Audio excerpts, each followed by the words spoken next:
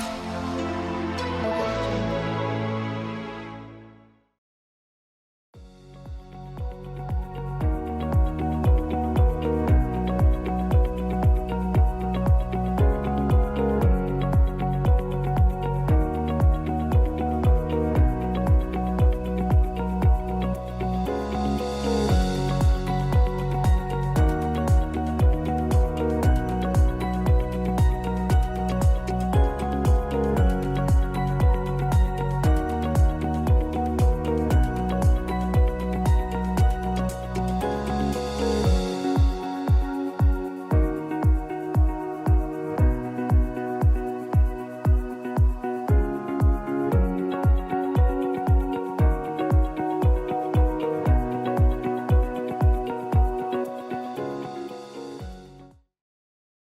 Hello friends, good morning. तो आज हम आईए 2024 के पेपर का सेकंड पेपर का सेकंड पार्ट हम लोग कर लेते हैं।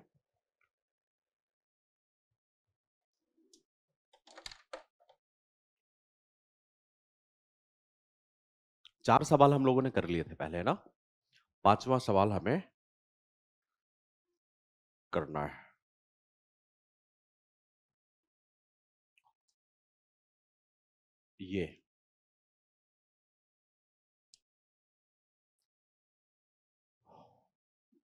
ये सवाल है, वीटो के अधिकार के बिना स्थायी सदस्य बनने के स्थान पर भारत को संयुक्त राष्ट्र सुरक्षा परिषद का अर्ध स्थायी सदस्य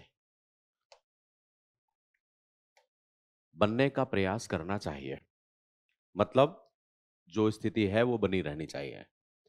तो प्रश्न ये कहता है कि वीटो का अधिकार अगर नहीं मिलता है तो स्थायी सदस्य बनने का कोई फायदा नहीं है। ऐसी स्थिति में हमें अर्ध स्थायी सदस्य बने रहने का प्रयास करना चाहिए।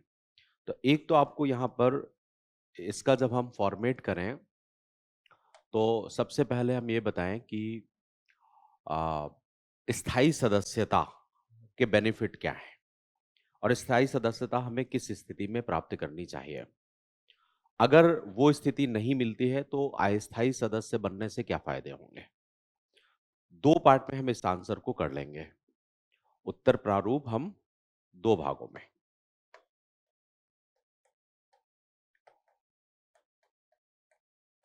एक तो हम बताएंगे पहले कि स्थायी सदस्यता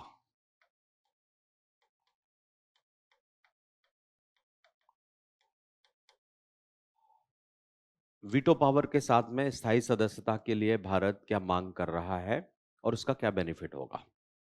और अगर वीटो के बिना हमें स्थायी सदस्यता प्राप्त होती है तो इससे अच्छा होगा अर्ध स्थायी सदस्यता।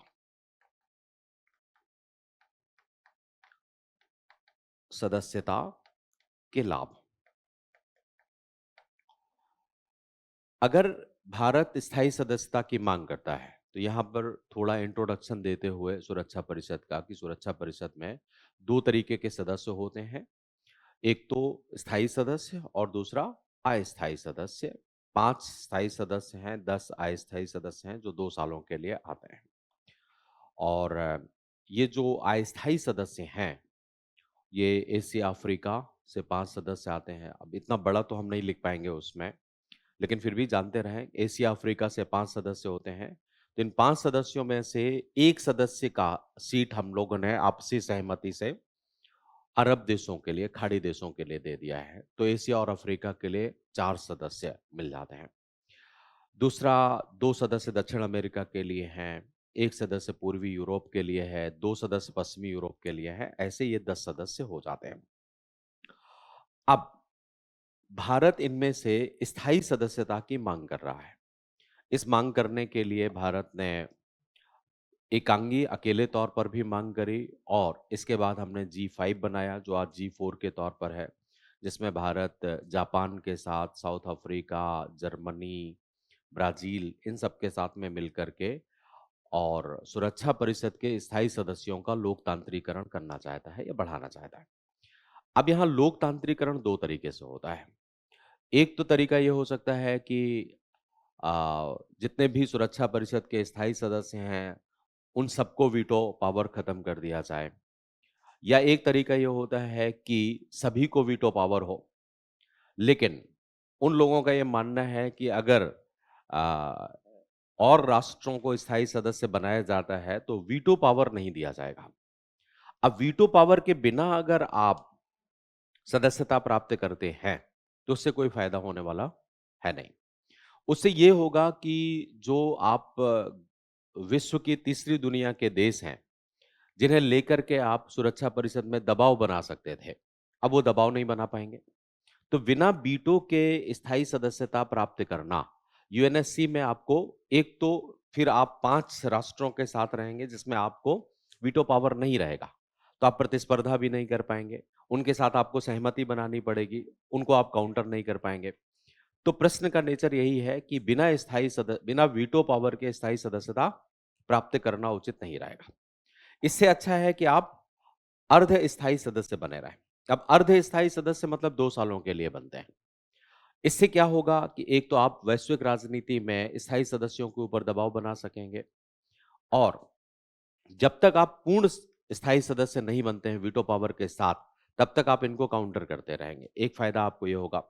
दूसरा होगा कि अ, दुनिया के बहुत सारे नॉन अलाइन्ड मूवमेंट जैसे देशों को आप लामबंद कर सकते हैं, उन्हें काम कर सकते हैं। तो अर्ध स्थायी सदस्य होना चाहिए। अब 150 शब्द का सवाल है, तो क्रस्क हम ये निकालेंगे कि स्थायी सदस्यता वीटो शक्ति के साथ तो ठीक है, और अगर वीटो शक्ति के बिना स्थायी सदस्यता प्राप्त होती है तो उसका कोई औचित्य नहीं है। इससे अच्छा तो है कि हम अर्ध अस्थायी सदस्य बनेंगे। अब अर्ध स्थायी सदस्य बने रहेंगे तो इससे लाभ क्या होगा? इससे स्थायी सदस्यों के ऊपर दबाव बनाया जा सकेगा, सदस्यों के ऊपर दबाव बनाया जा सकेगा, एक फायदा। दूसरा, इससे वीटो पावर के साथ, जैसे होता है ना, हम पूरी जोश के साथ उनसे मांग कर सकते हैं कि हमें वीटो पावर के साथ स्थायी सदस्यता चाहिए। तो सुरक्षा परिषद में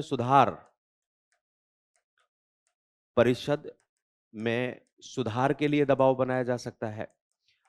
अगर आप अर्ध स्थायी सदस्य हैं तो आप महासचिव के निर्वाचन प्रक्रिया के सुधार में भी दबाव बना सकते हैं, क्योंकि महासभा का जो निर्वाचन होता है महासचिव का, उसका निर्धारण भी ये 5 सदस्य करते हैं।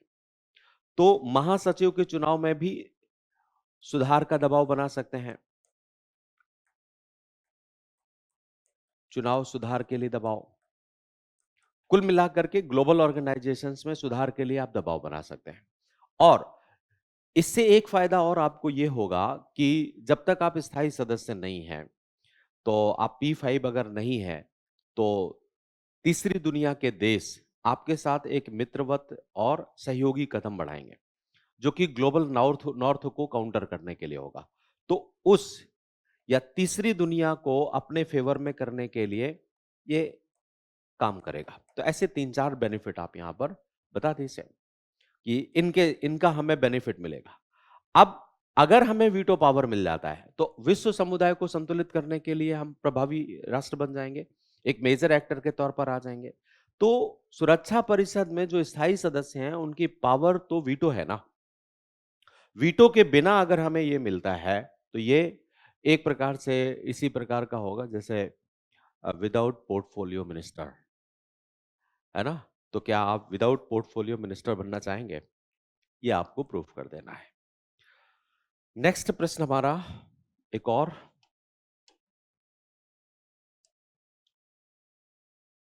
बी,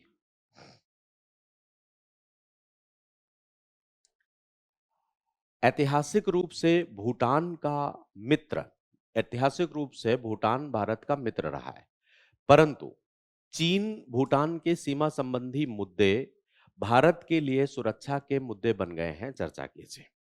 तो पहले तो भारत और भूटान की ऐतिहासिकता पर चर्चा करते हैं हम यहाँ पर। इसका उत्तर प्रारूप हम बनाएं, और यहां पर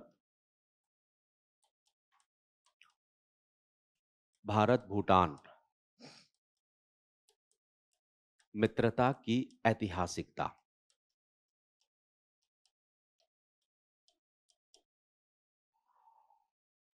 इसके बाद इस ऐतिहासिकता को जब हम लिखें तो 1950 में भारत और भूटान के बीच हुई संधि के बारे में भी चर्चा करें। भारत भूटान मैत्री संधि।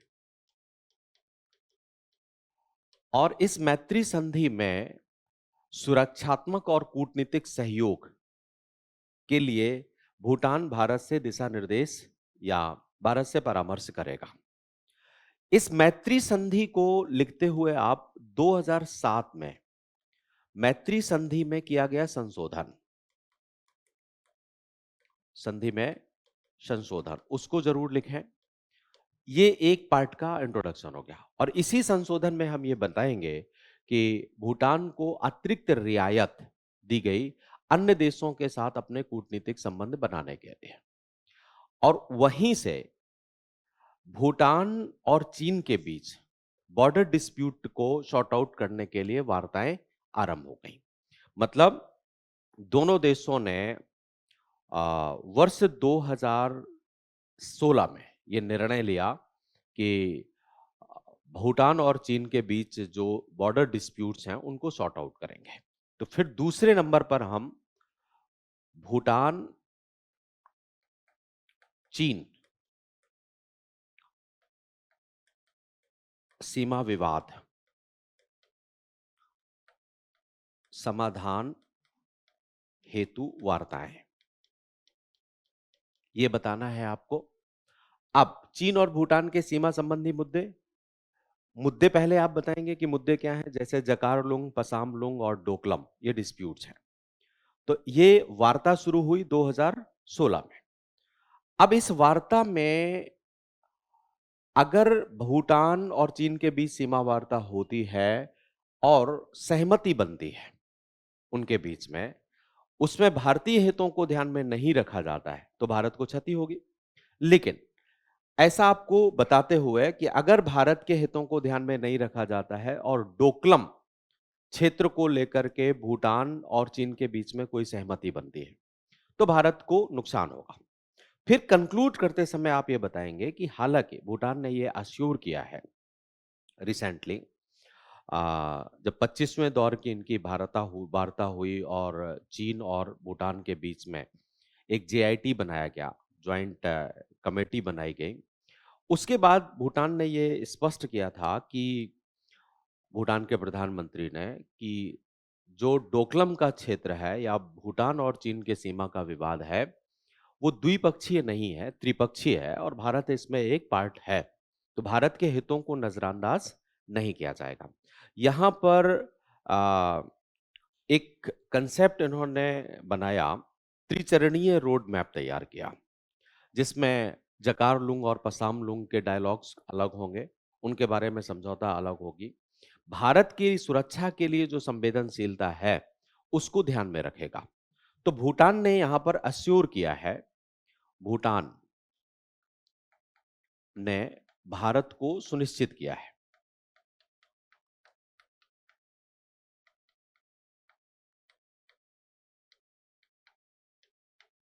कि कोई भी वार्ता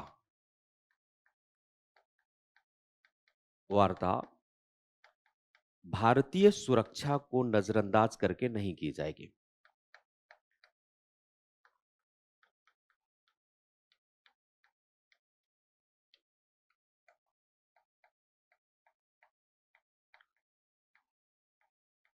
अब यहां पर भारत ने अपनी दो चिंताएं उनके सामने स्पष्ट कर दी हैं। पहली चिंता तो यह है कि डोकलम कर कोई समझौता नहीं होगा। डोकलम भारत के सिलीगुड़ी क्षेत्र की सुरक्षा के लिए अनिवार्य है और वहां पर चीन को किसी तरीके का कोई पार्टिसिपेशन नहीं दिया जाएगा।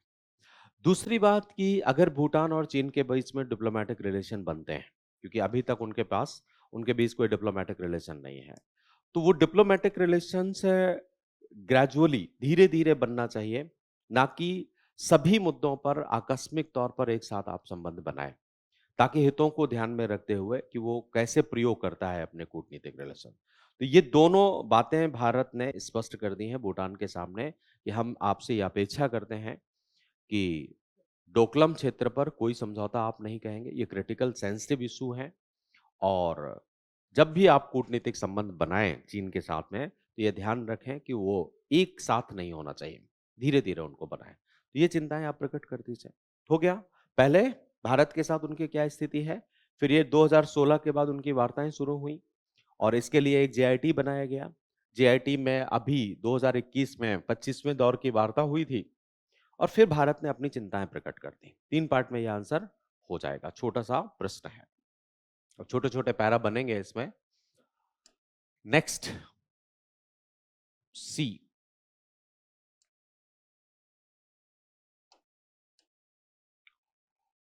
जब तक भारत डब्ल्यूटीओ की वार्ताओं में सक्रिय भागीदारी नहीं करता है, तब तक कोई प्रगति नहीं होगी। डब्ल्यूटीओ में भारत के बढ़ते दबदबे के प्रमुख कारणों का चर्चा कीजिए।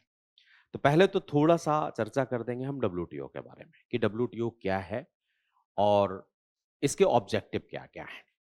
तो उत्तर प्रारूप,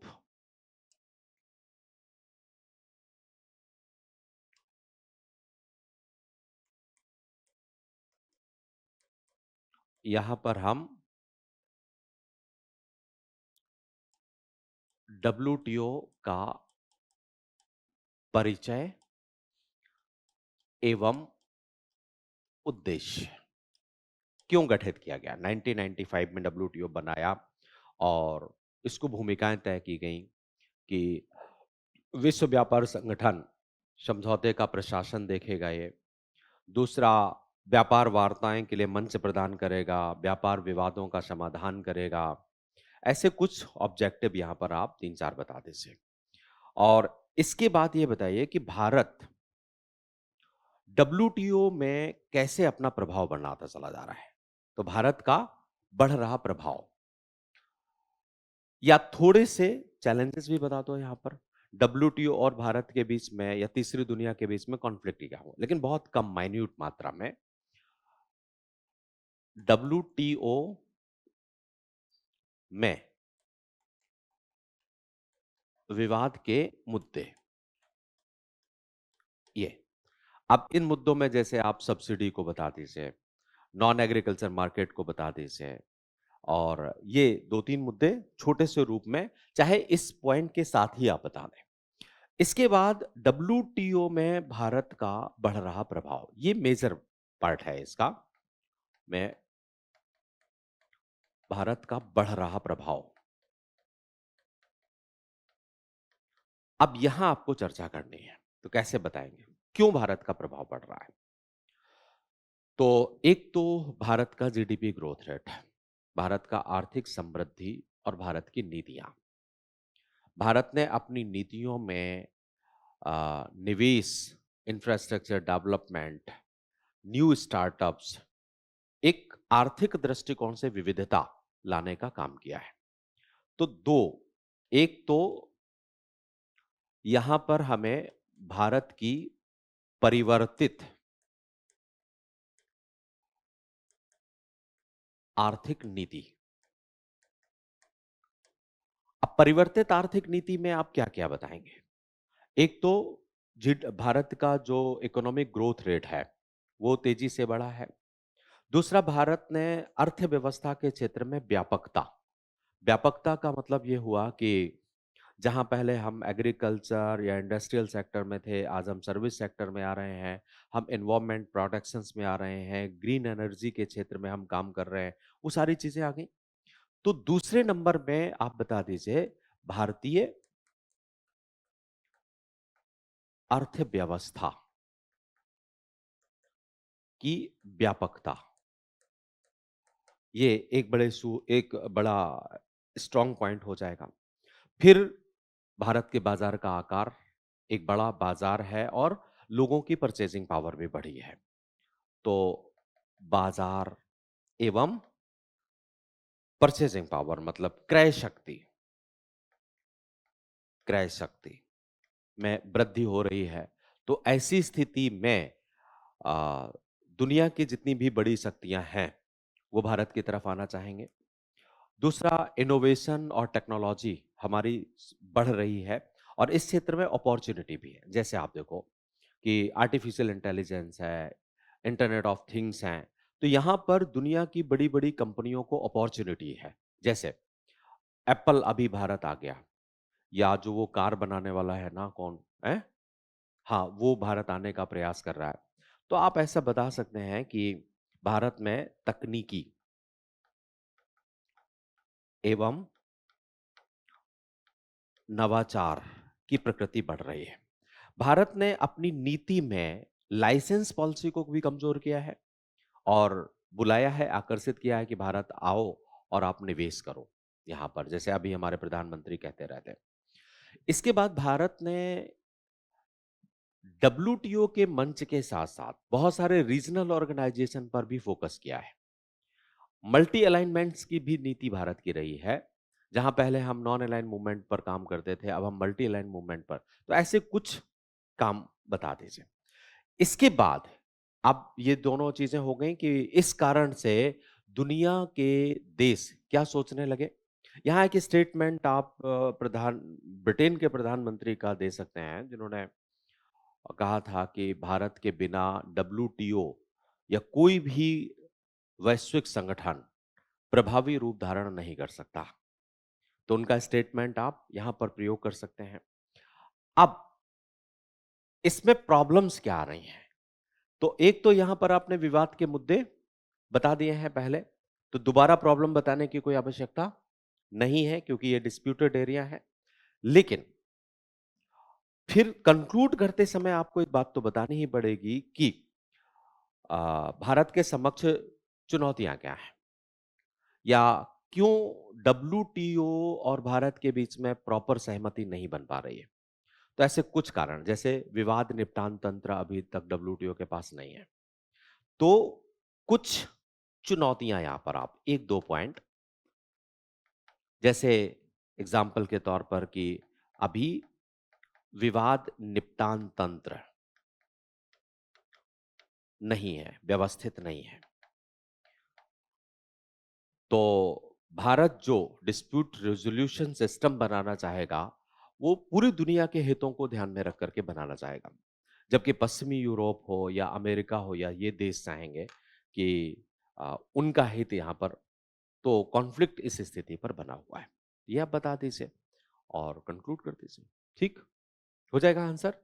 थोड़ा इंट्रोडक्शन, ऑब्जेक्टिव, डिस्प्यूट, जैसे एग्रीकल्चर सब्सिडी है, नॉन एग्रीकल्चर मार्केट है यहाँ पर, या सेवा के लिए ट्रिम्स ट्रिप्स के डिस्प्यूट्स है ना, वो यहाँ बता दीजिए। और फिर मेन फोकस करना है यहाँ पर आंसर को। तो एक प्रश्न आपका ये हो गया। अब हम लोग पहुंचते हैं छठवें सवाल पर। ये पांचवें का डी, पांचवें का डी, पांचवें में पांच होते हैं ना, मतलब पहले वाले सवाल में पांच सवाल।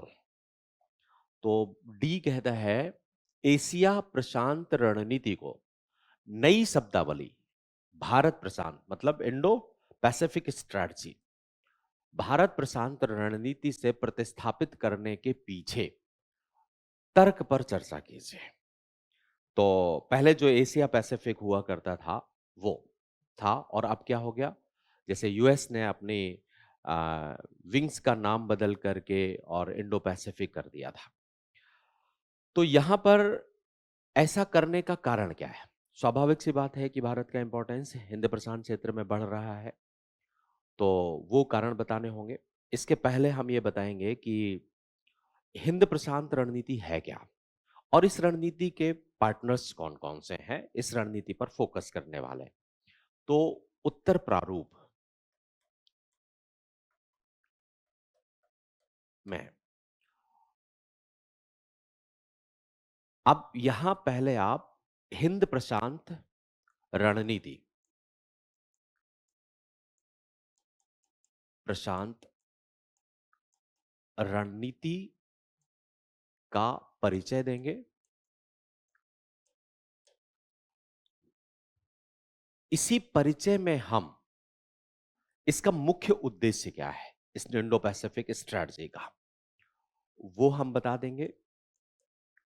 और यहीं पर कोशिश करेंगे हम कि हम इंडो पैसिफिक स्ट्रैटेजी के भागीदार देश कौन कौन से हैं, मतलब कौन इसको एक्सेप्ट करते हैं,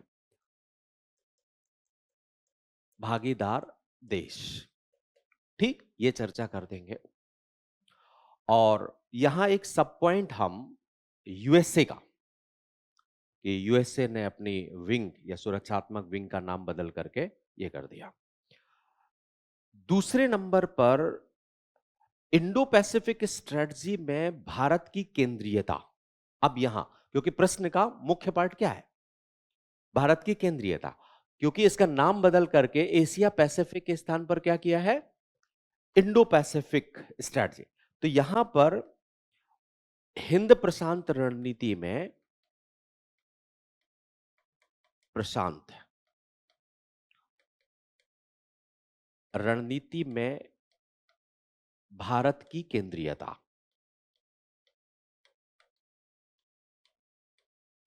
के कारण ये आप बता दीजिए। और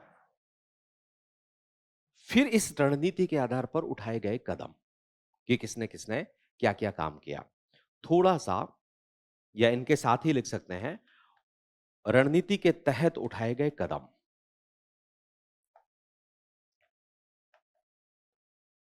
इंडो पैसिफिक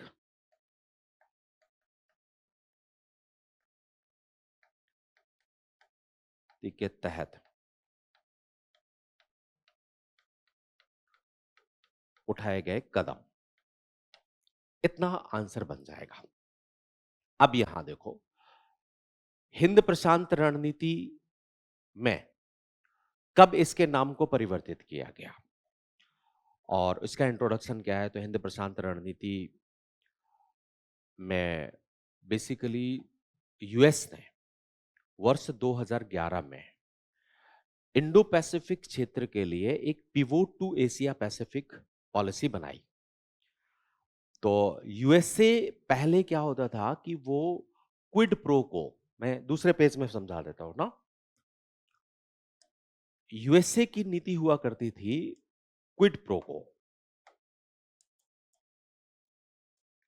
क्विड प्रो को, जिसका मतलब होता था कि अगर आप हमारे हित में हैं तो हम आपके साथ सहयोग करेंगे। इसमें कॉन्टिनेंट बेस्ड वो रणनीति नहीं बनाता था, एक कॉन्टिनेंट के अंदर वो कई देशों को शामिल कर लेता था। तो क्विड प्रो को रणनीति थी। लेकिन वर्ष 2011 में ओबामा प्रशासन ने एक रणनीति अपनाई, pivot to Asia Pacific. Pivot to Asia Pacific में वो एशिया पैसिफिक को कनेक्ट करते हुए चीन को संतुलित करना चाहता था, एक बात। दूसरी बात, जो भी एशिया पैसिफिक में उभर रहे मार्केट हैं, वहां पर वो अपनी पहुंच बनाना चाहता था। और जितनी प्रॉब्लम्स थी एशिया पैसिफिक में, उन प्रॉब्लम्स पर वो इन्वॉल्व होना चाहता था। तो उसने एक रणनीति बनाई, Asia, pivot to Asia Pacific, इसका नाम रहा।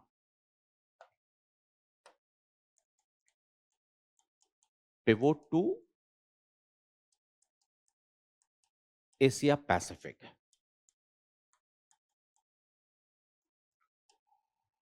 और इस रणनीति के तहत उसने केंद्रीय महत्व दिया भारत को। भारत के साथ जापान, साउथ कोरिया, ऑस्ट्रेलिया, ये सब महत्वपूर्ण देश थे, तो एशिया पैसिफिक को कनेक्ट करने के लिए। अब इसी रणनीति को आगे चल करके ट्रंप प्रशासन ने वर्ष 2020-21 में नाम बदल दिया और कर दिया इंडो पैसिफिक। इंडो पैसिफिक रणनीति। और इस रणनीति के तहत इंडो पैसिफिक में अपने सहयोगी देशों की तलाश करना था। सहयोगी किन किन क्षेत्रों में, ऑब्जेक्टिव, अब यहीं पर आप क्या बता दें, जैसे परिचय हो गया ये। अब ऑब्जेक्टिव क्या है, किन किन क्षेत्रों में सहयोगी देश चाहिए आपको, तो इस रणनीति में ऑब्जेक्टिव था सामरिक, ऑब्जेक्टिव था सुरक्षा, आर्थिक विस्तार, चीन को संतुलित करना, संतुलित करना, ये सारी रणनीति। हिंद प्रशांत क्षेत्र को खुला, स्वतंत्र और समावेशी रखना। चीन के कारण से यही हुआ ना। अब यहीं पर इंडो पैसिफिक, हिंद प्रशांत क्षेत्र को स्वतंत्र, खुला और समावेशी रखना। अब ये सारी चीजों को जब इसने देखा तो उसको सहयोगी देश, अब यहीं पर आप क्या बता दें कि इनके भागीदार देश है, इनकी सर्च करें तो इस रणनीति के तहत कौन कौन सहयोगी देश बनेगा। अब यहां पर भारत रहेगा या नहीं, क्योंकि भारत को भी सामरिक दृष्टिकोण से हिंद प्रशांत क्षेत्र की सुरक्षा के लिए कोई सहयोगी चाहिए, सुरक्षा के दृष्टिकोण से भी, आइलैंड्स में जितने भी आइलैंड्स हैं इंडो पैसिफिक में, वहां अपना प्रभाव बनाना, साथ में अगर आप दक्षिण चीन सागर में एक्टिव होना चाहते हैं तो चीन को संतुलित करना होगा, मलक्का स्ट्रेट है या इन जो जावा सुमात्रा इंडोनेशिया का वो पार्ट है ना, वहां पर अपने प्रभाव को बढ़ाना, मतलब स्ट्रैटेजिकली और सुरक्षात्मक इन दोनों दृष्टिकोण से हमें भी महत्वपूर्ण था। प्लस यहीं पर जापान, यहीं पर साउथ कोरिया, इसको बनाया गया, ऑस्ट्रेलिया, और आप देखो कि इसी रणनीति के तहत आगे चल करके क्वाड को भी मजबूत करने का प्रयास किया गया। तो इंडो पैसिफिक रणनीति ऐसे अपने स्वरूप को बदलती चली गई। और आज आप देखते होंगे, जब ये बता दें तो फिर आप बताइए कि किन किन क्षेत्रों में हमने सहयोग किया। तो यहां पर भारतीय केंद्रिकता हमने समझ ली कि भारत क्यों महत्वपूर्ण है, क्योंकि हिंद प्रशांत क्षेत्र में भारत का, विशेषकर हिंद महासागर क्षेत्र में भारत का इंपॉर्टेंस ज्यादा है। चाहे भौगोलिक दृष्टिकोण से आप इंपॉर्टेंस को देख लें, चाहे आर्थिक दृष्टिकोण से देख लें, चाहे सामरिक संतुलन के आधार पर देख लें, तो पूरे के पूरे एशिया पैसिफिक में या हिंद प्रशांत क्षेत्र और दक्षिण चीन सागर में चीन के बाद अगर कोई शक्तिशाली देश है तो वो भारत है, जो स्ट्रैटेजिक इंपॉर्टेंस रखता है। अब चूंकि इंडो पैसिफिक रणनीति में चीन को तो संतुलित ही करना है और चीन अमेरिका को काउंटर कर रहा है, तो चीन के साथ तो वो सहयोग करेगा नहीं, तो कौन सहयोग बनेगा। तो एक तो भौगोलिक स्थिति भारत की बहुत अच्छी है, इस कारण से चीन के लिए, अमेरिका के लिए, जापान के लिए, ऑस्ट्रेलिया के लिए भारत महत्वपूर्ण हो जाता है। दूसरा, आर्थिक दृष्टिकोण से, समुद्री सुरक्षा के दृष्टिकोण से, जो मैंने आपको सहयोग के क्षेत्र बनाए, उन सभी जगह भारत की केंद्रीय स्थिति है। इस बताते हुए और फिर उठाए गए आप कदम बता दीजिए कि किन किन क्षेत्रों में कदम बढ़ा रहे हैं। जैसे यूएस ने मिसाइल डिफेंस रिव्यू रिपोर्ट जारी करी अपनी, यूएस ने, और जब हमने रसिया से S-400 खरीदा तो यूएस को ये खराब लगा। तो आरंभिक तौर में आपने सुना होगा कि कात्सा कानून के तहत रेस्ट्रिक्शंस लगाएगा, प्रतिबंध लगाएगा, ऐसा कुछ धमकियां सोशल मीडिया में फैलने लगी। वहां के किसी राजदूत जो भारत में थे, उन्होंने भी ऐसा कह दिया कि भारत को कात्सा कानून को ध्यान में रखना चाहिए, लेकिन भारत ने कोई प्रतिक्रिया नहीं दी। अब ये बात तो तय थी कि भारत को यूएस अपने से दूर नहीं जाना देगा, क्योंकि यूएस की इंडो पैसिफिक पॉलिसी के लिए भारत महत्वपूर्ण है। तो फिर इन्होंने एक रिपोर्ट जारी करी, मिसाइल डिफेंस रिव्यू रिपोर्ट, और भारत को इन्होंने मिसाइल डिफेंस सिस्टम में एक केंद्रीय पार्टी की भूमिका निभाई कि हम भी भारत को मिसाइल देना चाहते हैं। मतलब अब एक तरीका क्या होगा कि भारत अगर उनसे S-400, तो हम भी भारत को एक हाई टेक्नोलॉजी की मिसाइल्स प्रोवाइड करवा सकते हैं। ये इस रिपोर्ट में स्पष्ट किया गया।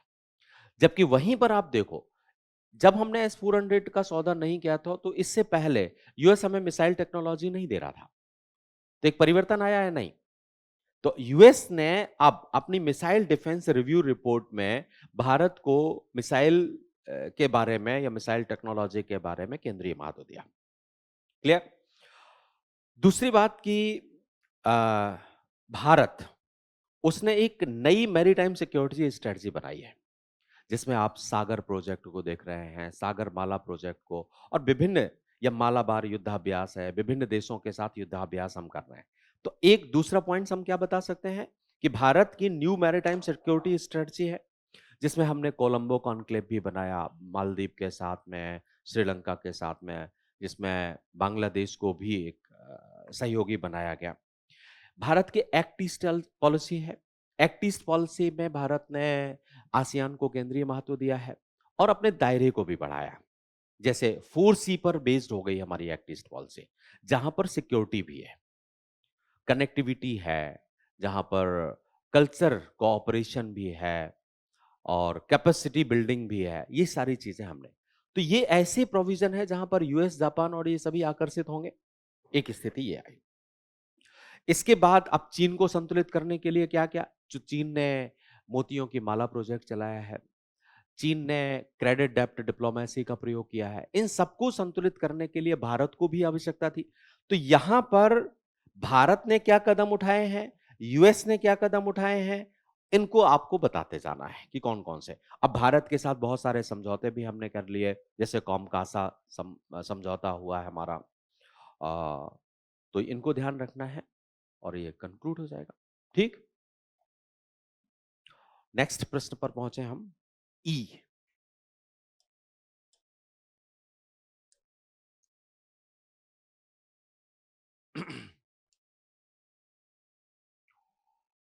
गहरे संबंधों के बावजूद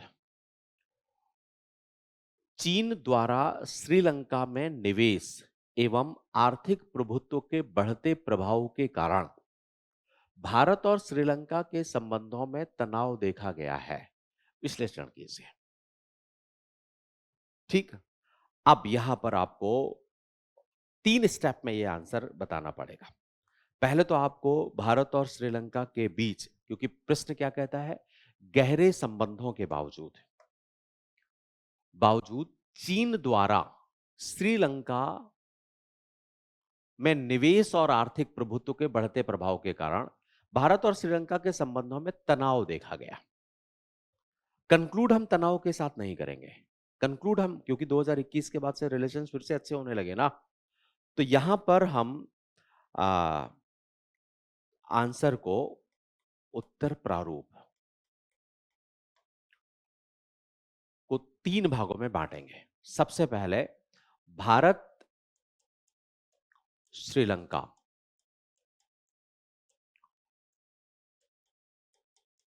संबंधों की ऐतिहासिकता, जहां पर गहरे संबंधों को बताएंगे। ऐतिहासिकता, फिर चीन का प्रभाव श्रीलंका में,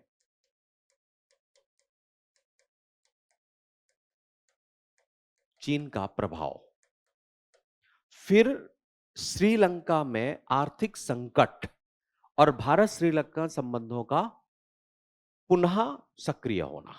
इसको आप प्रूव करेंगे। श्रीलंका में आर्थिक संकट तथा भारत श्रीलंका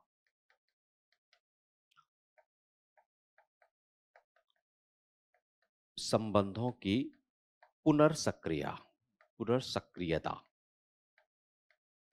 अब यहां रिसेंटली उठाए गए कुछ कदम बता देंगे हम कि क्या क्या हमने काम किया है। क्लियर? अब देखो, स्ट्रांग रिलेशंस हमारे रहे हैं श्रीलंका के साथ शुरू से ही, और श्रीलंका की जरूरतों का ज्यादा से ज्यादा भारत पूरा करता रहा है। हमारे ट्रेड्स, इंफ्रास्ट्रक्चर, निवेश, हर क्षेत्र में हमने वहां पर काम किया, इंफ्रास्ट्रक्चर के क्षेत्र में हमने काम किया। लेकिन तमिल समस्या को लेकर के भारत और श्रीलंका के बीच संबंध कमजोर पड़े, क्योंकि वही वर्ष 2004 से लेकर के और 2021 तक रिलेशन कमजोर पड़ते हैं। जैसे जैसे आपके रिलेशन कमजोर होंगे, श्रीलंका, चीन वहां पर प्रभाव होता जाएगा।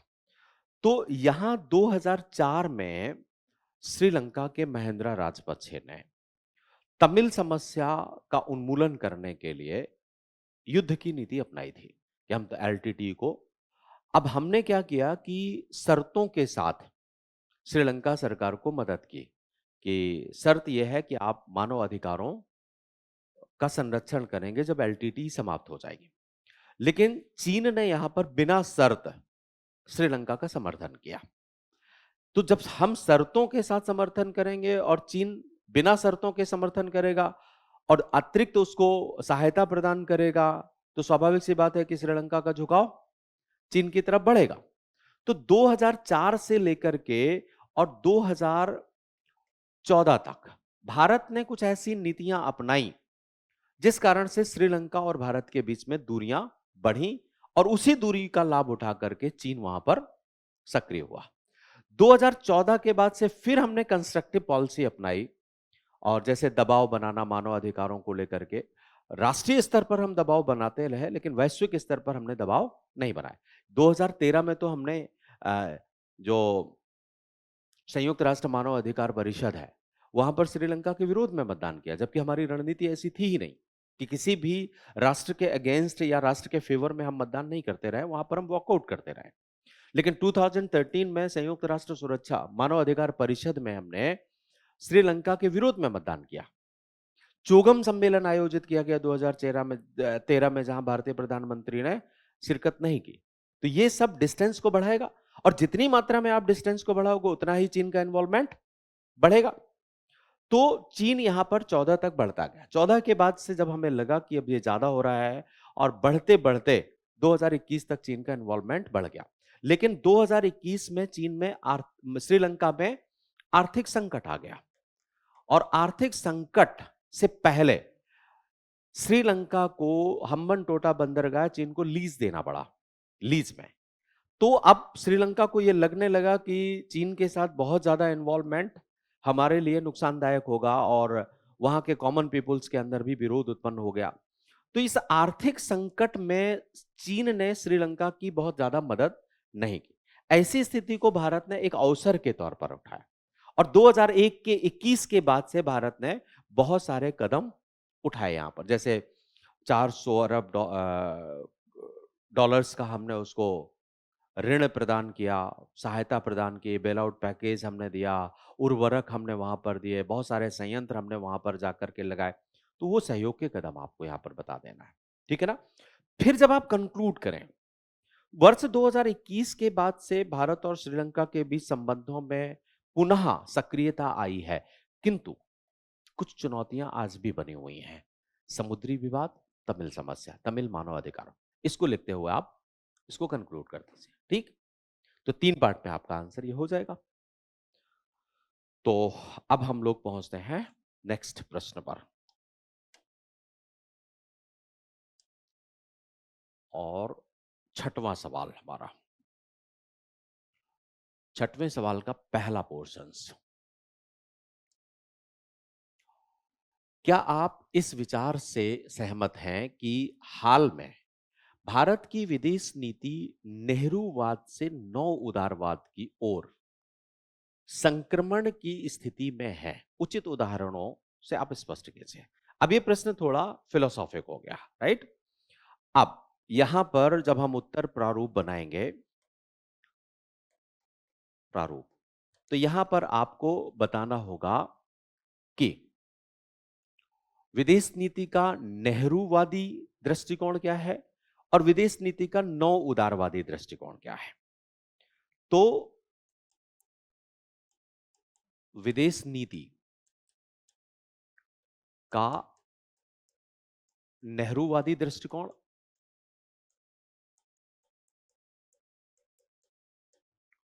एवं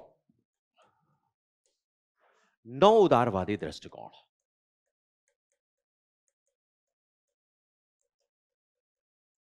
कितने शब्द का सवाल है? 200 दृष्टिकोण।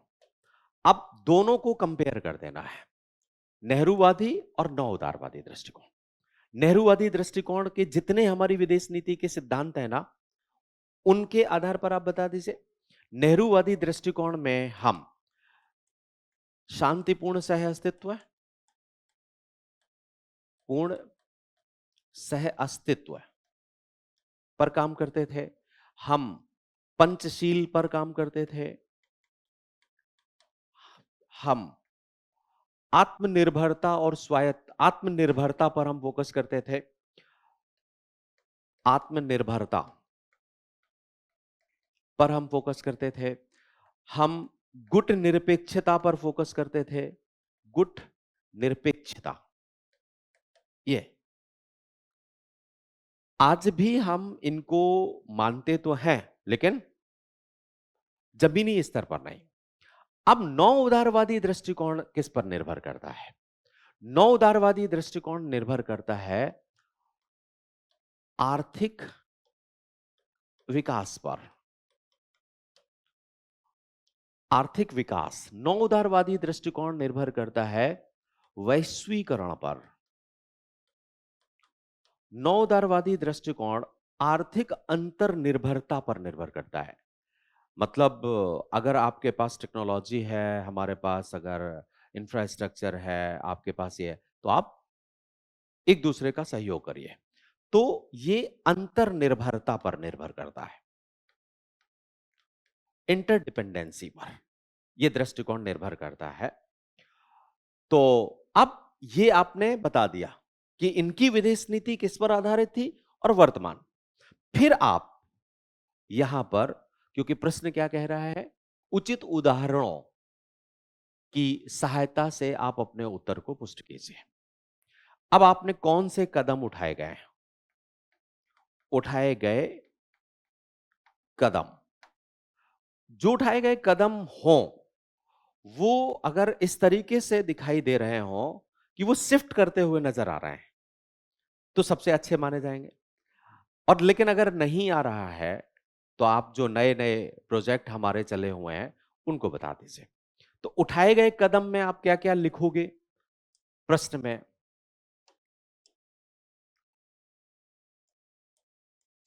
उठाए गए कदम। अब ध्यान रखना है, कदम कैसे हो तो अच्छा माना जाएगा कि आप नेहरूवाद से शिफ्ट कर रहे हैं किस तरफ? नौ उदारवाद की तरफ, राइट? जैसे हमने निवेश को लेकर के अपनी नीति में परिवर्तन किया और दुनिया के देशों को विविध क्षेत्रों में निवेश करने के लिए हम इनवाइट कर रहे हैं। इस निवेश को और ज्यादा सुविधाकारक बनाने के लिए हमने मेक इन इंडिया प्रोग्राम चलाया, मेड इन इंडिया प्रोग्राम चलाया, जिससे हमारा निवेश, आयात और निर्यात। तो यहां पर आपने मेक इन इंडिया प्रोग्राम है, मेक इन इंडिया।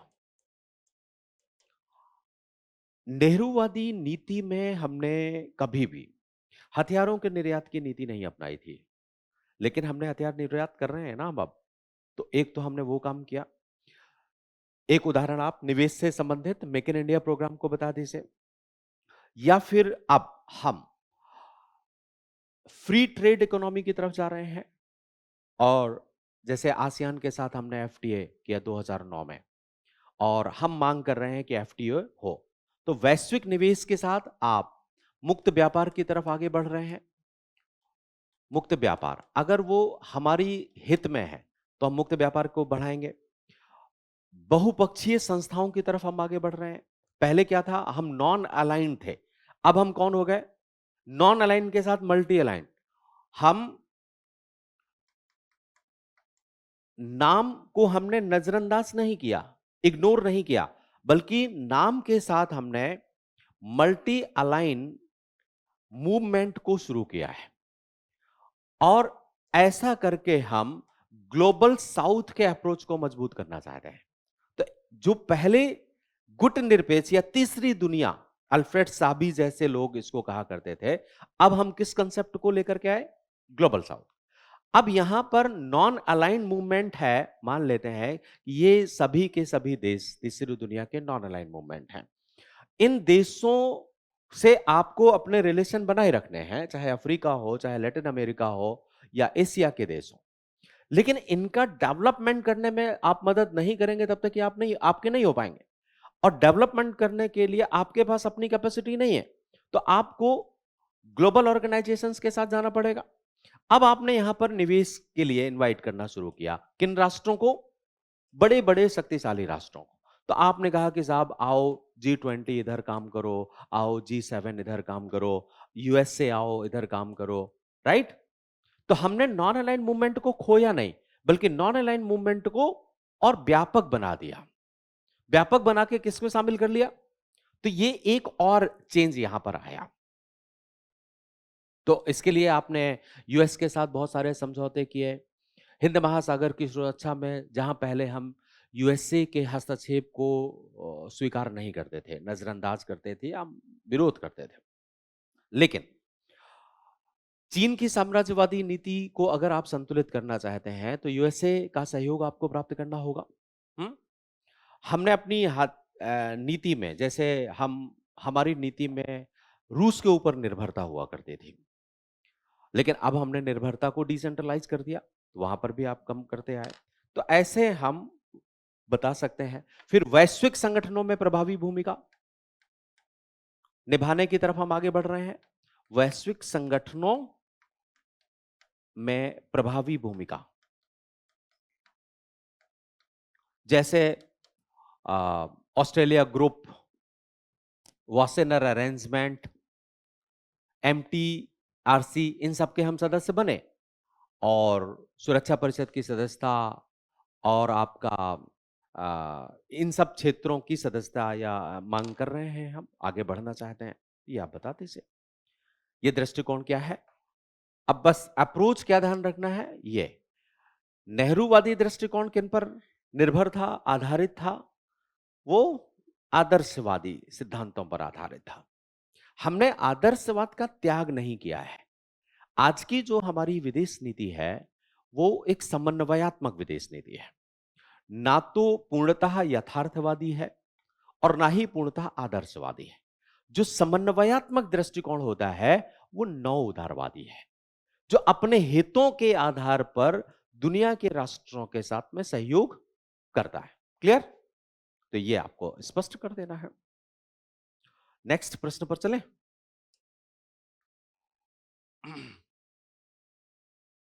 छठवें का बी, क्या भारत और चीन के बीच बढ़ते टकराव को देखते हुए 21वीं सदी के एशियाई सदी होने का विचार संभव प्रतीत होता है? अब यहां पर लिखने का तरीका यह होगा कि 21वीं सदी को एशिया की सदी बनाना है। ये कंसेप्ट कहां से आया, क्या क्या हुआ? आंसर प्रारूप, उत्तर प्रारूप। 21वीं सदी को एशियाई सदी बनाने की अवधारणा,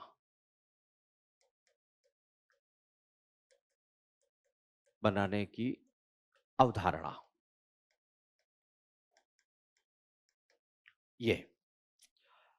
ये कंसेप्ट बेसिकली भारतीय प्रधानमंत्री मनमोहन सिंह जी और जापान के प्रधानमंत्री शिंजो एबे, इन सब लोगों ने मिलाकर के ये कहा था कि एशिया को एक 21वीं सदी को एशिया की सदी बनाया जाएगा। उसमें चीन का वो भी था कि चीन भी वहां पर पार्टिसिपेट करेगा। जैसे आपने देखा कि वर्ष 2003 के बाद से चीन के साथ हमारे आर्थिक दृष्टिकोण से अच्छे संबंध बनने शुरू हो गए थे। तो भारत, जापान, चीन, ये सब इकोनॉमिकली 21वीं सदी को मजबूत करके और अपने नाम पर करना चाहते थे, और इसके बहुत सारे कारण भी थे। क्यों ये, या 21वीं सदी को एशियाई सदी बनाने का एक कंसेप्ट लिखते हुए, फिर आधार बता दीजिए आप, किस आधार पर हमने ये काम किया? तो आप देखें कि इकोनॉमिक डेवलपमेंट, आर्थिक विकास दर एशिया की अच्छी रही है। यूरोप और अमेरिका जैसे देशों की आर्थिक विकास दर कमजोर होती गई, एशिया की आर्थिक विकास दर और बढ़ती गई। हालांकि इस समय अफ्रीका की एशिया से की अपेक्षा ज्यादा है। बहुत सारे मुक्त व्यापार समझौते हमारे होने लगे, जैसे RCEP हुआ, भारत का आसियान के साथ एफटीए हुआ। तो इकोनॉमिक डेवलपमेंट से रिलेटेड आप कुछ उदाहरण बता दीजिए यहां पर। इस आधार पर हम ये कह रहे थे भौगोलिक सहयोग भी बढ़ाने का प्रयास किया गया। एक भौगोलिक सहयोग जिसमें कनेक्टिविटी है। जैसे आप देखो कि सड़कों और परिवहन के नेटवर्क का विकास किया जा रहा है। वैसे तो चीन बीआरआई प्रोजेक्ट के माध्यम से कर रहा है। भारत ने सड़क परिवहन कनेक्टिविटी के लिए एशिया में कलादान मल्टी मॉडल प्रोजेक्ट वो चलाया, आईएमटी चलाया। ईरान के साथ, ईरान से देलराम जोरांग होते हुए नॉर्थ साउथ ट्रांसपोर्ट कॉरिडोर। तो कनेक्टिविटी, भौगोलिक सहयोग में आप यहां पर कनेक्टिविटी को डाल दीजिए। कनेक्टिविटी ये भी।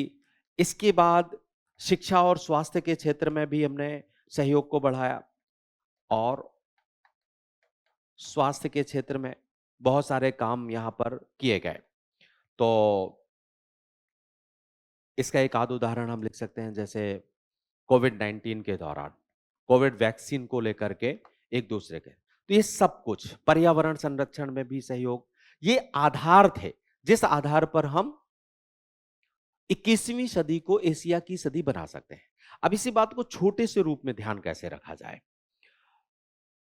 जब यूरोप और अमेरिका 20वीं शताब्दी को अपने नाम पर कर पाए, तो उस समय इंडस्ट्रियलाइजेशन इंपॉर्टेंस था, राइट। उन्होंने औद्योगिकरण के आधार पर अपनी अर्थव्यवस्था को, अपने प्रभाव को बढ़ाया। 21वीं शताब्दी में औद्योगिकरण के स्थान पर सेवा क्षेत्र और उत्तर आधुनिक मूल्यों का प्रभाव बढ़ा, राइट। सर्विस सेक्टर और पोस्ट मॉडर्न वैल्यूज, जिसमें पर्यावरण है, जिसमें आतंकवाद उन्मूलन, यहां पर हम सहयोग बना सकते हैं। तो पोस्ट मॉडर्न वैल्यूज और सर्विस सेक्टर में ये सब के सब देश एक दूसरे का सहयोग कर सकते थे। लेकिन अब चुनौतियां, चुनौतियां किसके आधार पर बताना है आपको?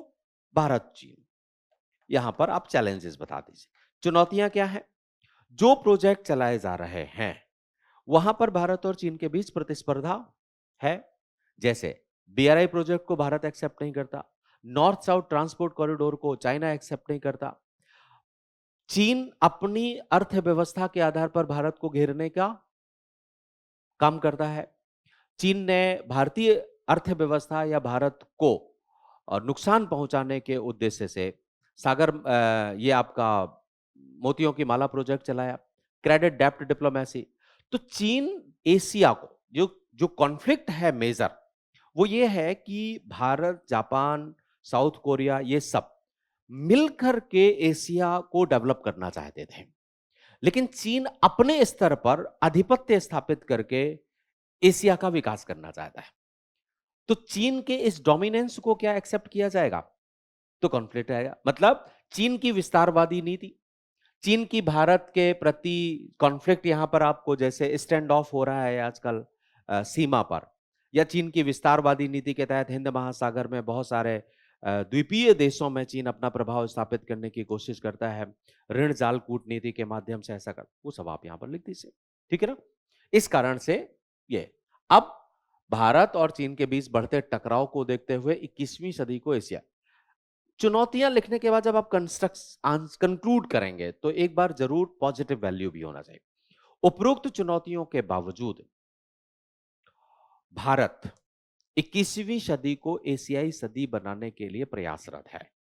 इसी उद्देश्य से भारत ने नॉन अलाइन मूवमेंट और मल्टी अलाइन मूवमेंट को एकजुट किया है, जिसमें ग्लोबल साउथ की अवधारणा भारत लेकर के आया। बात समझ में आ रही है ना। तो कंक्लूजन में हम क्या करेंगे कि भारत, चीन भले ही अगर आधिपत्य मूलक स्थिति से काम करने की कोशिश कर रहा है, तो Bharat south Korea, Japan, Australia और पश्चिमी यूरोप के देशों के आधार पर एशिया, अफ्रीका, इन सब देशों में ग्लोबल साउथ की अवधारणा को मजबूत कर रहा है। ठीक है। तो ये आपका हो जाएगा। अब हम नेक्स्ट प्रश्न पर पहुंचते हैं। सी,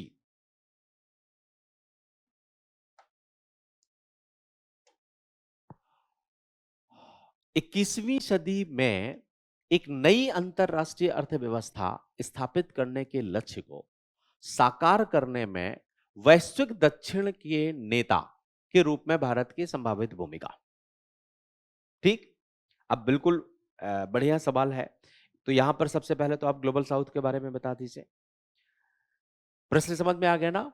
21वीं सदी में एक नई अंतरराष्ट्रीय आर्थिक व्यवस्था स्थापित करने के लक्ष्य को साकार करने में वैश्विक दक्षिण के नेता के रूप में संभावित भूमिका। तो यहां पर कैसे आप लिखेंगे इस आंसर को? शुरुआत कैसे की जाए? उत्तर प्रारूप। इसमें पहले तो हमें यह बताना, दो पार्ट में आंसर जाएगा। नई अंतरराष्ट्रीय आर्थिक व्यवस्था स्थापित करने के लक्ष्य, तो ये जो न्यू इंटरनेशनल इकोनॉमिक सिस्टम है, ये क्या है और इसके ऑब्जेक्टिव क्या है, राइट? तो यहां पहले नंबर पर आप ये बताएंगे कि नई अंतरराष्ट्रीय अर्थव्यवस्था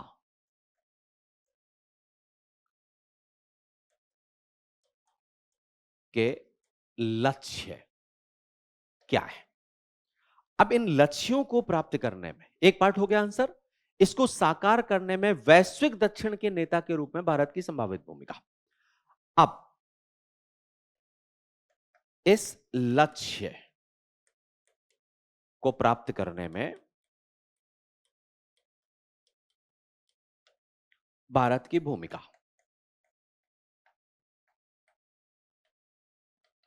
और एक ग्लोबल साउथ के लीडर्स के तौर पर। तो नई अंतरराष्ट्रीय अर्थव्यवस्था के लक्ष्य क्या है? तो पहले तो नई अंतरराष्ट्रीय अर्थव्यवस्था के लक्ष्य बताएं, और अब नई अंतरराष्ट्रीय अर्थव्यवस्था ये मानवीय मूल्यों के आधार पर काम करेगी, उत्तर आधुनिक मूल्य। तो इसका लक्ष्य यह है कि अर्थव्यवस्था को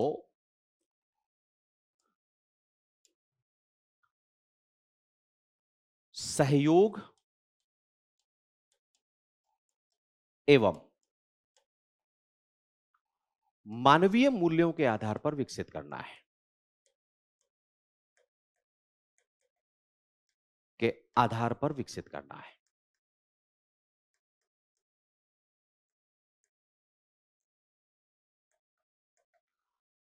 जैसे उदाहरण के तौर पर, अगर औद्योगिकरण हो तो ग्रीन ग्रोथ प्रोजेक्ट भी चले।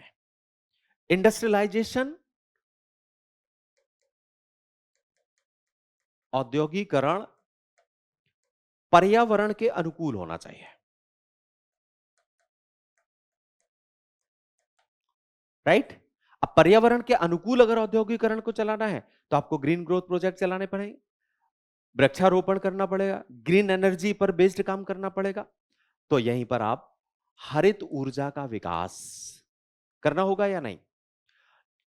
नई अंतरराष्ट्रीय अर्थव्यवस्था अब हैवी इंडस्ट्री पर बेस्ड नहीं होगी, नई तकनीकी, न्यू एमर्जिंग टेक्नोलॉजी पर बेस्ड होगी। नई उभरती तकनीकी, नई उभरती तकनीकी कौन है? एआई, इंटरनेट ऑफ थिंग्स, है ना? इन पर काम करना है। स्पेस टेक्नोलॉजी पर बेस्ड होगी, स्पेस टेक्नोलॉजी। अब इन सभी चीजों का जब विकास होगा तो नए नए तरीके की चुनौतियां आएंगी। अब इन सभी स्थितियों के आधार पर अगर आप अर्थव्यवस्था को लेकर के जाते हैं तो ग्लोबल नॉर्थ का डोमिनेंस स्थापित हो जाएगा, क्योंकि वो टेक्निकली साउंड है। अब ग्लोबल नॉर्थ का डोमिनेंस भी स्थापित ना हो सके तो आपको क्या करना होगा? ग्लोबल साउथ को मजबूत करना होगा। भारत ने ग्लोबल साउथ को मजबूत करने के लिए, अब यहां पर थोड़ा सा चर्चा ग्लोबल साउथ को बता दीजिए कि ये ग्लोबल साउथ है क्या। बेसिकली ये कंसेप्ट 1969 में सबसे पहले बार ऑग्लेस्बी ने दिया था, और इसके बाद ये बढ़ता चला गया।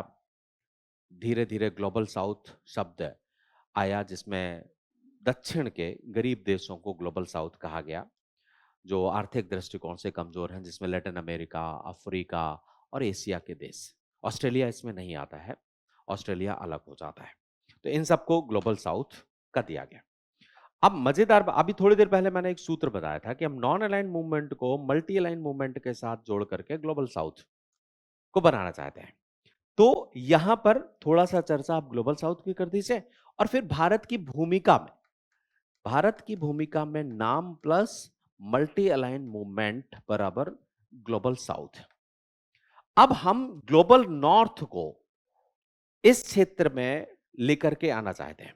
भारत इमीडिएट करना चाहेगा।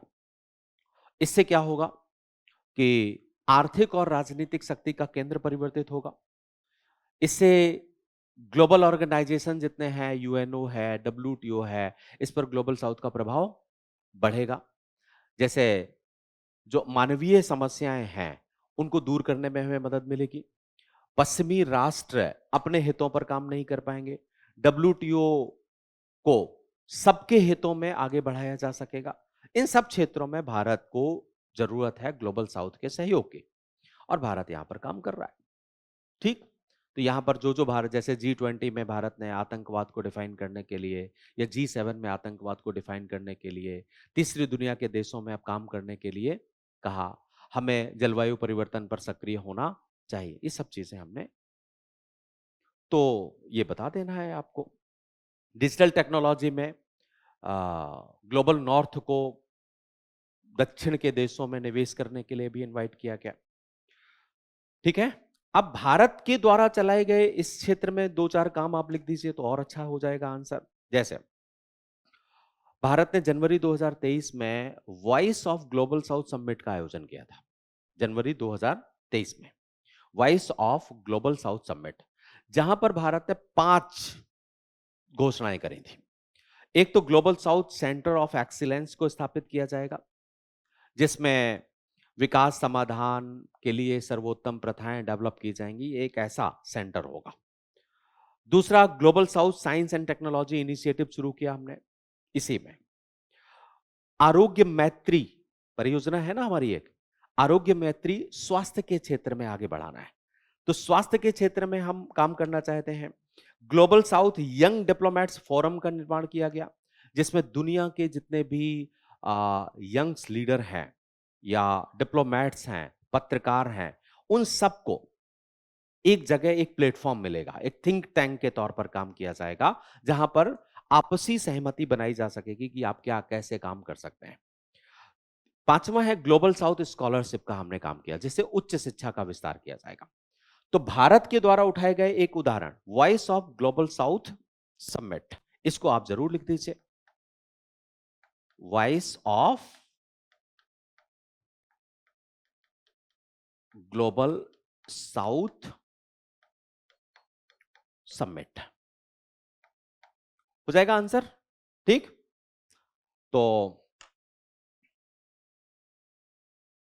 अब पहुंचते हैं हम नेक्स्ट प्रश्न पर।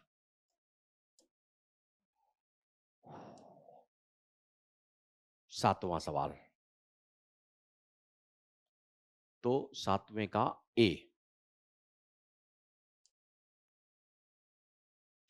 आसियान और बिम्स्टेक जैसे अन्य क्षेत्रीय समूहों पर भारत के बढ़ते फोकस संकेंद्रण के आलोक में सार्क के भविष्य पर चर्चा कीजिए।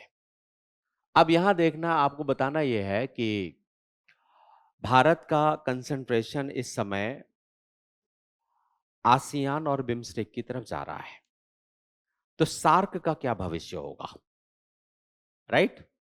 सार्क के भविष्य के बारे में अब इस उत्तर को हम कुछ पॉइंट फॉर्म में अगर करें तो ज्यादा अच्छा बनेगा। सबसे पहले तो हम ये बताएं कि भारत का झुकाव इस समय बिम्स्टेक और आसियान की तरफ जा रहा है। तो पहला पार्ट हम उत्तर प्रारूप में सबसे पहले भारत का झुकाव बिम्स्टेक एवं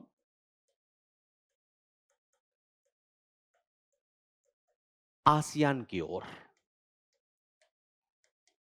बढ़ रहा है। ठीक। अब ये बढ़ा तो ऐसी स्थिति में दक्षेस का भविष्य क्या होगा? भविष्य, दो अप्रोच इस आंसर को लिखने के हैं। या तो आप हिस्टोरिकल अप्रोच से लिख लीजिए या आप इस प्रश्न के नेचर के आधार पर।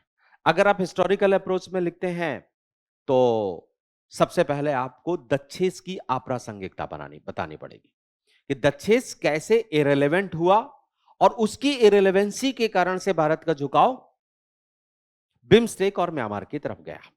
ठीक। तो या तो हम दक्षेस की एक प्रारूप, एक तरीका और हो सकता है कि दक्षेस कैसे अप्रासंगिक होता चला गया धीरे धीरे, वो बता दीजिए। और फिर आप बता दीजिए कि हम बिम्स्टेक और आसियान की तरफ कैसे गए। और फिर तीसरे नंबर पर बता दीजिए कि ऐसी स्थिति में भविष्य इसका क्या होगा। ठीक है ना? तो दूसरा प्रारूप में थोड़ा लिखना आसान रहेगा आंसर को, और कंटेंट भी ज्यादा आप कर सकते हैं, फ्लो भी अच्छा रहेगा। तो एक तो तरीका ये है। अब इस तरीके में क्या करना होगा आपको कि वर्ष 2009 के बाद से भारत ने आसियान की तरफ अपना झुकाव करना शुरू किया और आसियान के साथ एफटीए किया। इसके बाद 2018 में हमने सांग्रीला डायलॉग शुरू किया। आसियान को केंद्र में रखते हुए हमने अ, हिंद प्रशांत क्षेत्र की सुरक्षा को सुनिश्चित किया। इसके बाद हमने 2014 में एक्ट ईस्ट पॉलिसी अपनाई, जिसमें आसियान के साथ में सहयोग स्थापित करने के लिए हमने लुक ईस्ट पॉलिसी को व्यापक बना दिया। राइट।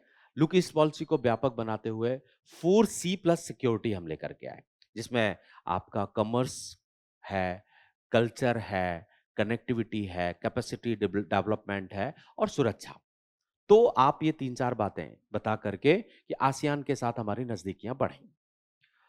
फिर आप बिम्स्टेक के लिए बता दीजिए। बिम्स्टेक हालांकि 1997 में गठित किया गया एक समूह था, लेकिन वर्ष 2016 के पहले बिम्स्टेक को कोई इंपॉर्टेंस नहीं मिला। 2016 के बाद से जब गोवा में ब्रिक्स के साथ में एक आउटरीच सम्मेलन बुलाया गया, तब से हमने बिम्स्टेक को फोकस करना शुरू किया। और इसके बाद बिम्स्टेक के कार्य प्रक्रिया को 7 क्षेत्रों में बांट दिया गया है, जिसमें सभी राष्ट्र अपने अपने क्षेत्र में काम कर रहे हैं। फिर उठाए गए कुछ कदम बिम्स्टेक में, आप बता दीजिए कि क्या क्या काम किए। उसमें कलादान मल्टी मॉडल प्रोजेक्ट है, आईएमटी है, एनर्जी ग्रिड के क्षेत्र पर हम काम कर रहे हैं। तो एक तो तरीका यहां पर ये। फिर आप बताइए कि ऐसी स्थिति में दक्षेस का भविष्य क्या होगा। अब यहां थोड़ा सा दक्षेस की कमियां आपको बतानी पड़ेंगी कि आखिर दक्षेस का ऐतिहासिक स्थिति क्या रही है। ऐतिहासिक स्थिति और दक्षेस की वर्तमान स्थिति क्या है। फिर दक्षेस का भविष्य आप कल्पना कर देंगे कि क्या रहेगा।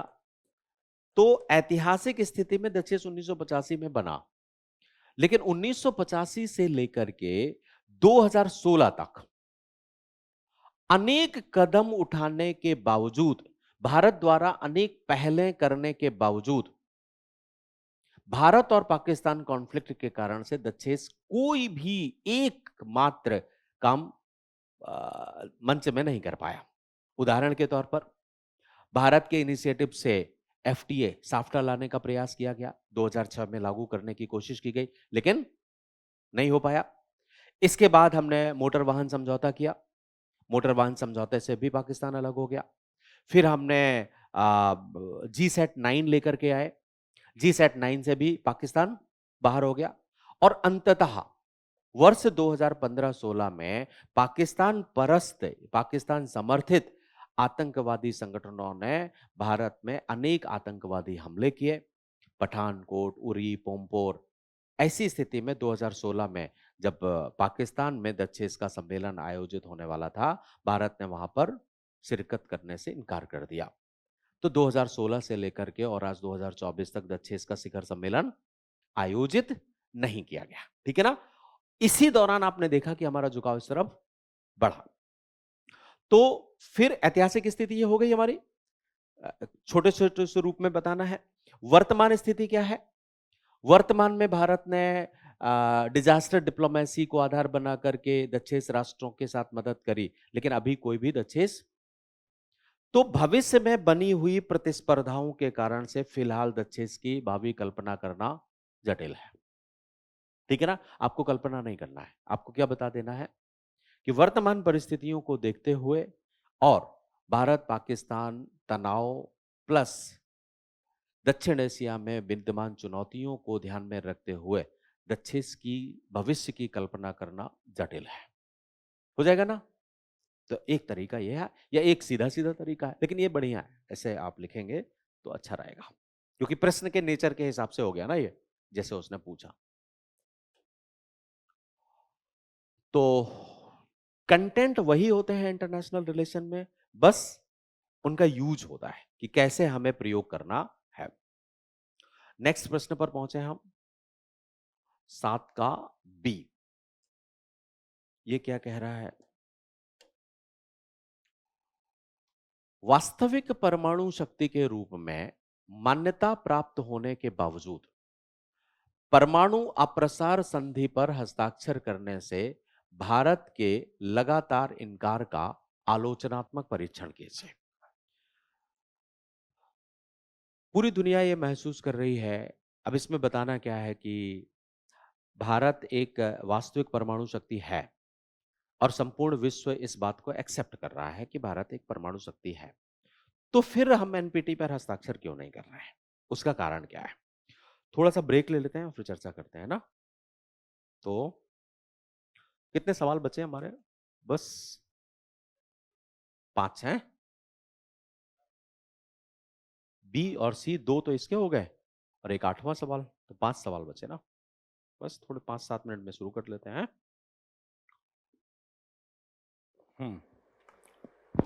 वास्तविक परमाणु शक्ति के रूप में मान्यता प्राप्त होने के बावजूद परमाणु अप्रसार संधि पर हस्ताक्षर करने से भारत के लगातार इनकार करने का आलोचनात्मक परीक्षण कीजिए।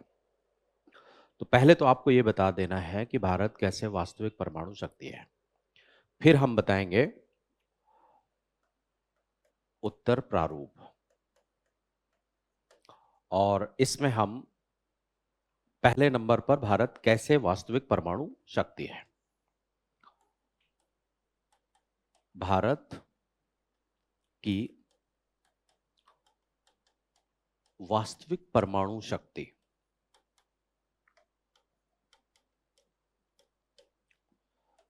की स्थिति। तो भारत ने पहला परमाणु परीक्षण अपना 1974 में किया, दूसरा परमाणु परीक्षण 1998 में किया। यहां तक हम वास्तविक परमाणु शक्ति नहीं थे, लेकिन वर्ष 2008 में यूनाइटेड स्टेट ऑफ अमेरिका ने हमारे साथ परमाणु समझौता किया और इसके बाद दुनिया के बहुत सारे देशों ने परमाणु समझौता किया। नागरिक उपयोग के लिए परमाणु समझौता किया गया और हम बन गए वास्तविक शक्ति। ठीक, तो पहले आपको बताना है कि हमारी वास्तविक परमाणु स्थिति कैसे। तो भारत एक परमाणु शक्ति है, परमाणु शक्ति है। एक कारण, दोनों आप बता दीजिए, 1974 एंड 1998 के परीक्षण। दूसरे नंबर में अनेक राष्ट्रों के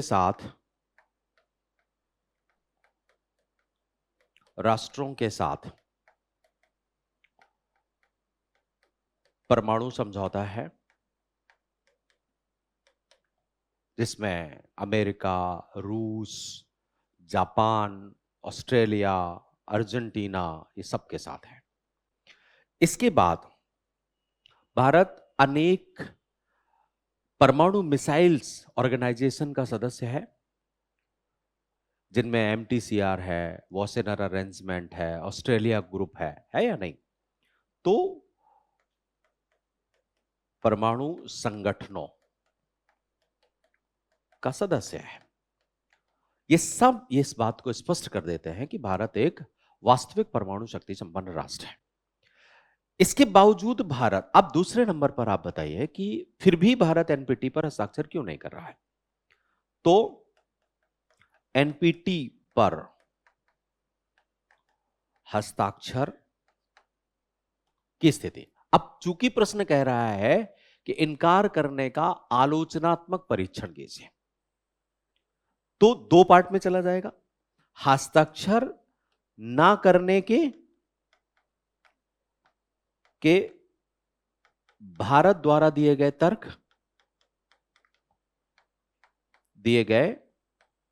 तर्क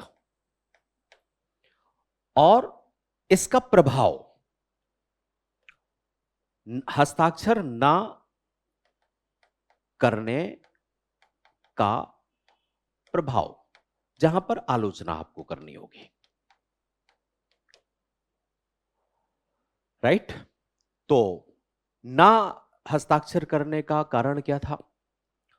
भारत एनपीटी का प्रारूप बनाने के सदस्य देशों में था, लेकिन यह भेदमूलक थी। पहला कारण तो यह, इसमें कहा गया था कि nuclear weapons state non nuclear weapons state को परमाणु ऊर्जा नहीं देगा, परमाणु तकनीकी नहीं देगा, जो इस बात को स्पष्ट करता था कि भविष्य में केवल जो परमाणु शक्ति संपन्न राष्ट्र आज हैं वही भविष्य में भी परमाणु शक्ति संपन्न रहेंगे। तो एक कारण यह भेदमूलक हो जाता है। दूसरी बात, भारत ने कहा था कि ये जितने भी परमाणु शक्ति संपन्न राष्ट्र हैं उनको ये सुरक्षा की गारंटी लेनी चाहिए कि वो किसी और के ऊपर परमाणु हमला नहीं करेंगे, और अगर कोई हमला करता है तो ये उसकी गारंटी लें सुरक्षा के लिए। ठीक। तीसरा कारण यह कि अगर भारत इस पर हस्ताक्षर कर देता है तो क्या भारत चीन जैसे देश से, जो कि भारत के शत्रु हैं, पाकिस्तान जैसे देश से जो भारत के शत्रु हैं, सामना कर सकेगा? नहीं। तो भारत को अपनी वास्तविक राष्ट्रीय हितों और राष्ट्रीय सुरक्षा को देखते हुए एक प्रतिरोध शक्ति को डेवलप करना अनिवार्य था। ऐसी स्थिति में भारत ने हस्ताक्षर नहीं किया। अब ना करने के प्रभाव या परिणाम क्या हुए? ऐसी स्थिति में इसका एक प्रभाव यह भी हुआ कि भारत अभी तक एनएसजी का सदस्य नहीं बन पाया। भारत के सुरक्षा परिषद की स्थायी सदस्यता के दावेदारी पर प्रश्न लगता है, और भारत को एक संदेह के दृष्टिकोण से देखा जाता है। भले ही औपचारिक तौर पर सभी राष्ट्र भारत के साथ समझौता कर रहे हैं, लेकिन भारत को एक विश्व शक्ति बनाने में राष्ट्रों के अंदर एक आशंका बनी रहती है, एक द्वेष की स्थिति बनी रहती है। तो यह आपको प्रभाव बता देना है। ऐसी स्थिति में भारत को क्या करना चाहिए? भारत ने तर्क दिया कि हम एनपीटी पर हस्ताक्षर कर सकते हैं, लेकिन एक न्यूक्लियर वेपन्स स्टेट होने के नाते। तो कंक्लूजन आप यहां पर कर दीजिए कि भारत एक सभ्य देश है और भारत ने प्रथमतः किसी भी राष्ट्र के ऊपर आक्रमण नहीं किया। परमाणु शक्ति या परमाणु क्षमता का प्रयोग भारत नागरिक उपयोग के लिए करता है। ऐसी स्थिति में भारत एक सभ्य और संयमित देश है, तो भारत को एक न्यूक्लियर वेपन्स स्टेट होने के नाते एनपीटी में हस्ताक्षर करवाने का अवसर मिलना चाहिए। हो गया, कंक्लूड कर दिया आपने बस। तो एक और सवाल पर हम पहुंचे।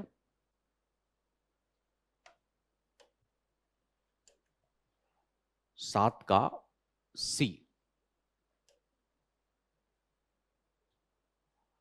भारत और यूएसए इतने सशक्त रणनीतिक साझेदार बन गए हैं कि उन्हें औपचारिक सहयोगी बनने की आवश्यकता नहीं है। बहुत साधारण सा सवाल है। सबसे पहले तो आप बता देंगे कि भारत और अमेरिका के बीच में रणनीतिक साझेदारी क्या है। तो उत्तर प्रारूप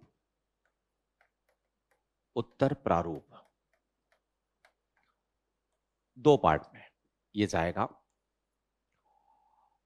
पहला तो भारत और यूएसए, भारत यूएसए एक सशक्त रणनीतिक साझेदार।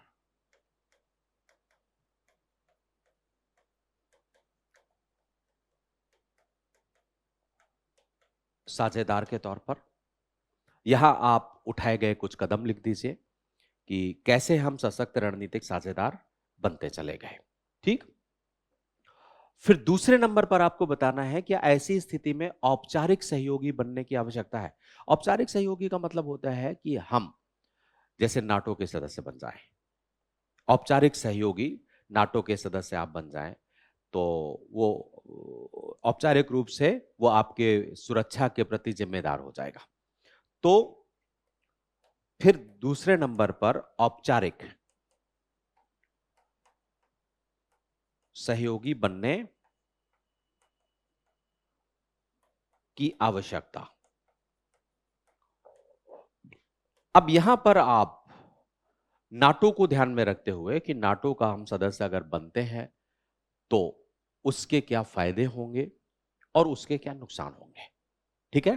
तो पहले आपको बता देना है इसके लाभ और फिर आपको बताना है इसके नुकसान। यह हमेशा ध्यान रखना चाहिए कि आप उस दिशा में जाएंगे क्या। अगर आपको नहीं जाना है तो नुकसान बाद में बताना है, इसलिए हम वहां पर नहीं जा रहे हैं। और अगर आप जाएंगे भविष्य में ऐसा तो आपको पहले नुकसान बता देना फिर फायदे बताना। ठीक है ना। जैसे खाना खाने के बाद हम अच्छी चीज कब खाते हैं? लास्ट में खाते हैं। क्यों? ताकि उसका टेस्ट हमें फील रहे ना। तो अगर अच्छा आप आंसर लिखना चाहते हैं तो वो चीज बताएं जो आप चाहते हैं लास्ट में। तो अब यहां बता दीजिए कि भारत और यूएसए सशक्त साझेदार कैसे हैं। अब यहां पर आप साझेदारी आज आर्थिक, सामरिक, रक्षा सभी क्षेत्रों में है। तो हमारी आर्थिक साझेदारी में आप देखें कि अमेरिका आपका दूसरा सबसे बड़ा व्यापारिक पार्टनर है ना। दूसरा आपका रणनीतिक साझेदारी है। रणनीतिक साझेदारी में पिवोट टू एशिया पैसिफिक या हिंद प्रशांत नीति अमेरिका की और भारत की स्वतंत्र, खुला और समावेशी नीति एक दूसरे के साथ मिलती है। रक्षात्मक साझेदारी में आप बता दीजिए कि हमने बहुत सारे सहयोग किए हैं, जैसे कॉमकासा है, लेमोआ है, ऐसे एग्रीमेंट हैं तो भारत यहां पर। इसके बाद आपका लॉजिस्टिक सपोर्ट एग्रीमेंट है। हर क्षेत्र में हम साझेदारी कर रहे हैं, सांस्कृतिक दृष्टिकोण से भी साझेदारी कर रहे हैं। ग्लोबल चैलेंजेस में भी हमारे पार्टनरशिप है, जैसे आतंकवाद का उन्मूलन है, समुद्री सुरक्षा है, यहाँ पर भी भारत और ये सहयोग है। इसके बाद डिफेंस टेक्नोलॉजी में अमेरिका, अभी अभी थोड़ी देर पहले मैंने आपको बताया कि अमेरिका ने अपनी एक रिपोर्ट जारी की जहां पर वो मिसाइल टेक्नोलॉजी के बारे में भारत को केंद्र में रख रहा है। क्लियर? वो आप बता दीजिए। तो फिर अब ये सब सहयोग के पॉइंट्स यहां बता देना जितने आप बता सको। और इसके बाद औपचारिक सहयोगी की आवश्यकता है क्या? अगर आप औपचारिक सहयोगी बनते हैं, मान लीजिए आप नाटो का सदस्य बन जाते हैं, तो ऐसी स्थिति में चीन या पाकिस्तान अगर आपके ऊपर कोई भी एक्शन करते हैं तो नाटो राष्ट्र आपकी सुरक्षा करेंगे। तो ये तो फायदा आपको मिलेगा कि ऐसी स्थिति में हमें नाटो राष्ट्रों के सहयोग को प्राप्त किया जा सकेगा। तो ये फायदा हो गया। लेकिन अगर आप सहयोगी बन जाते हैं तो क्या रूस का सहयोग प्राप्त कर पाएंगे?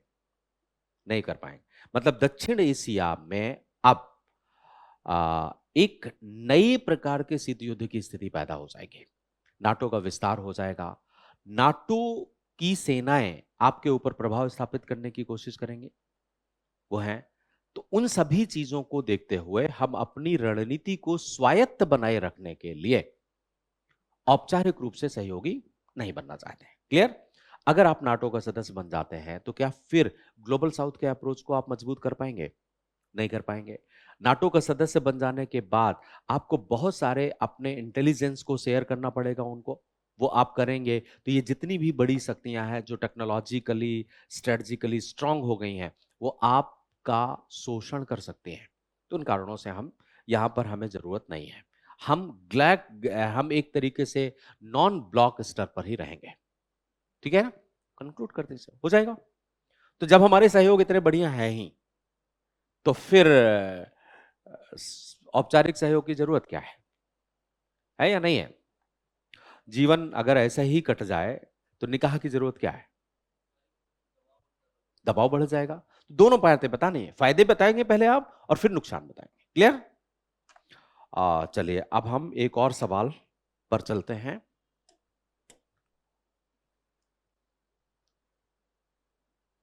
ये 8वां सवाल है हमारा, और 8वें सवाल का पहला सवाल ये है, चल रहे इजराइल हमास युद्ध के मद्देनजर भारत की फिलिस्तीन नीति में निरंतरता और परिवर्तन, बहुत आसान सा सवाल है, प्लस आलोचनात्मक परीक्षण, आप अपना मत दे दीजिए। तो पहले आप उत्तर प्रारूप बताइए, उत्तर प्रारूप, और यहां पर आपको चल रहे इजराइल हमास का युद्ध है, तो आंसर का इंट्रोडक्शन बनाना होगा। यहां पर पहले आप चर्चा कर दें इजराइल हमास, ध्यान रहे इजराइल फिलिस्तीन युद्ध नहीं है, ये शब्दों पर फोकस करना, क्योंकि आपको याद होगा इजराइल फिलिस्तीन और पूछ क्या रहा है, तो आप उसको नहीं लिखना। हमास एक टेररिस्ट ऑर्गेनाइजेशन है, तो इजराइल हमास युद्ध, इसका बता दीजिए कैसे उसने एक हिस्टोरिकल अप्रोच की, उसने यहूदियों के त्योहार के टाइम में आक्रमण किया और इसके बाद उसने एक कार्यवाही की जो अभी तक 1 साल से निरंतर बनी हुई है। अब आपको बता देना है कि फिलिस्तीन नीति में निरंतरता और परिवर्तन, भारत की फिलिस्तीन नीति, आंसर का मेजर पार्ट यही है, भारत की फिलिस्तीन नीति। इसको कई पार्ट में, भारत आरंभ से ही 2 राष्ट्र सिद्धांत पर अडिग है, और अगर आप, चूंकि आपके पास शब्द कितने हैं 200, तो यहां पर आप यहीं से शुरू करें, अदरवाइज इससे पहले हम ये भी थोड़ा सा कर सकते हैं कि आरंभिक तौर पर 1970 के दशक तक हमारा झुकाव फिलिस्तीन की तरफ ज्यादा था इजराइल के अपेक्षा। इजराइल के साथ तो डिप्लोमेटिक रिलेशंस भी हमने बाद में बनाए, तो आरंभिक तौर पर फिलिस्तीन की ओर ज्यादा झुकाव हुआ करता था, लेकिन 1970 के दशक से भारत 2 राष्ट्र सिद्धांत का पालन कर रहा है और आज भी कर रहा है, राइट? तो निरंतरता यहां पर क्या क्या है, निरंतरता यह है कि अभी भी हम 2 राष्ट्र सिद्धांत पर काम कर रहे हैं। परिवर्तन क्या है, जहां पहले हम इजराइल और हमास को सापेक्षिक दृष्टिकोण से रिलेशन बनाते थे, लेकिन अब हमने डीहाइफनेशन को अपनाया है। हाइफनेशन, डीहाइफनेशन मतलब इजराइल के साथ अलग और फिलिस्तीन के साथ अलग। ऐसा आपने क्यों किया? तीसरे नंबर में परिवर्तन के कारण बता दीजिए। देखो निरंतरता क्या है, 2 नेशन थ्योरी को आज भी हम मानते हैं। परिवर्तन क्या है, डीहाइफनेशन को हमने अपनाया। बहुत ही उलझाई आंसर लिखना चाहिए, ठीक है ना? जो आंसर का शब्द ये बताता है कि आपको लिखना क्या है, कितना। अब यही शब्द, यही अगर वो कह देता कि 50 शब्द में लिखो, ठीक है ना, तो आप इनके नाम ही तो लिख पाते हैं। तो अब परिवर्तन के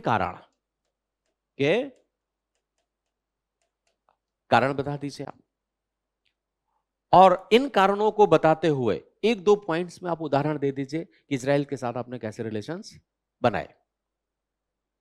ठीक, परिवर्तन के कारण और निरंतरता, दोनों कारण बता सकते हैं। निरंतरता के कारण क्यों है? क्योंकि हमारे देश में एक बड़ी संख्या में मुस्लिम समुदाय है, जिनका निष्ठा अभी भी अरब देशों के साथ में है। अरब राष्ट्रों पर पेट्रोलियम पर हमारी निर्भरता है, राइट? और अरब देश फिलिस्तीन को पसंद करते हैं। तो निरंतरता के छोटे छोटे कारण बता दीजिए। परिवर्तन के कारण बताने के लिए आपको बहुत संवेदनशीलता रखनी होगी। पहली बात कि एक तो अब रक्षात्मक दृष्टिकोण से इजराइल से टेक्नोलॉजी और हथियार आयात करना हमारी आवश्यकता है, एक कारण। दूसरा कारण कि अरब देशों के दृष्टिकोण में परिवर्तन आ गया है। यह सबसे महत्वपूर्ण बिंदु होगा आपका। जहां पहले अरब देश इस्लामिक ओरिएंटेड डिप्लोमेसी पर काम करते थे, लेकिन अब अरब देश इस्लामिक ओरिएंटेड अप्रोच नहीं अपनाते हैं, जिसमें संयुक्त अरब अमीरात और सऊदी अरब। अब ये नहीं ध्यान रखते हैं कि साहब ये इस्लामिक स्टेट है तो हम इसके साथ रिलेशन बनाएंगे, नहीं तो नहीं बनाएंगे। और आप यहां पर उदाहरण देखिए कि जो अब्राहम अकॉर्ड हुआ 2020 में, इसके बाद बहुत सारे इस्लामिक देशों ने इजराइल के साथ अपने डिप्लोमेटिक रिलेशंस बनाए।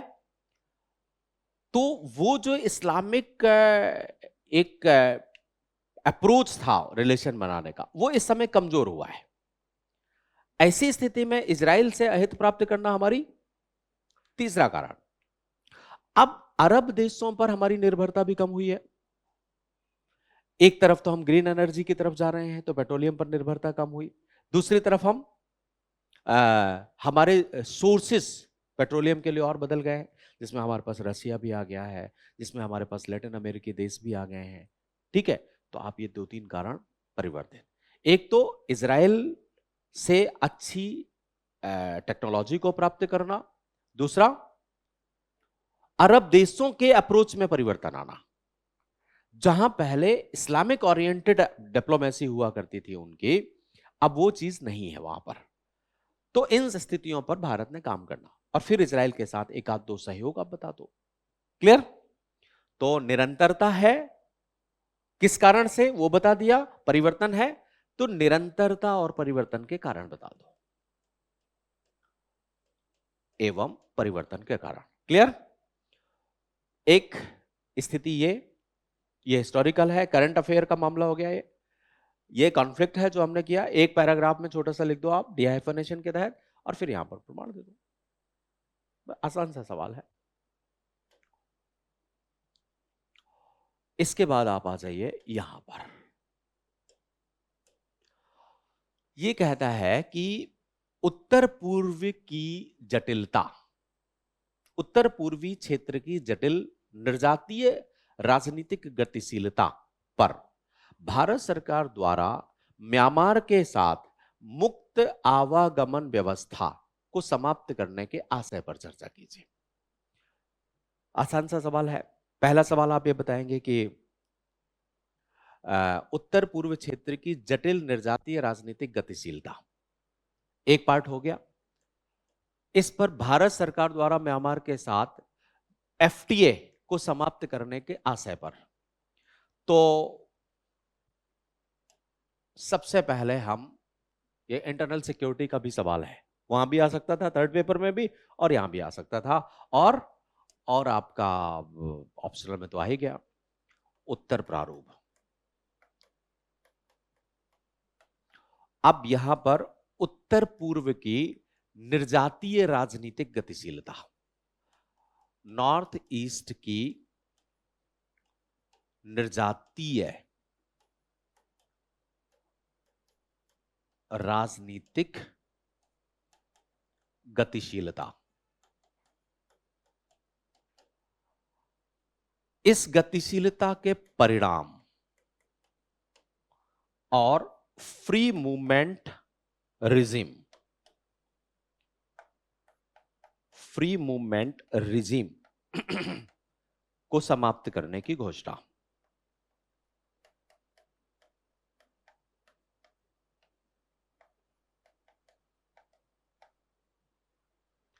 अब यहां पर राजनीतिक गतिशीलता क्या है, कुछ चीजें आपको जैसे बताना होगा।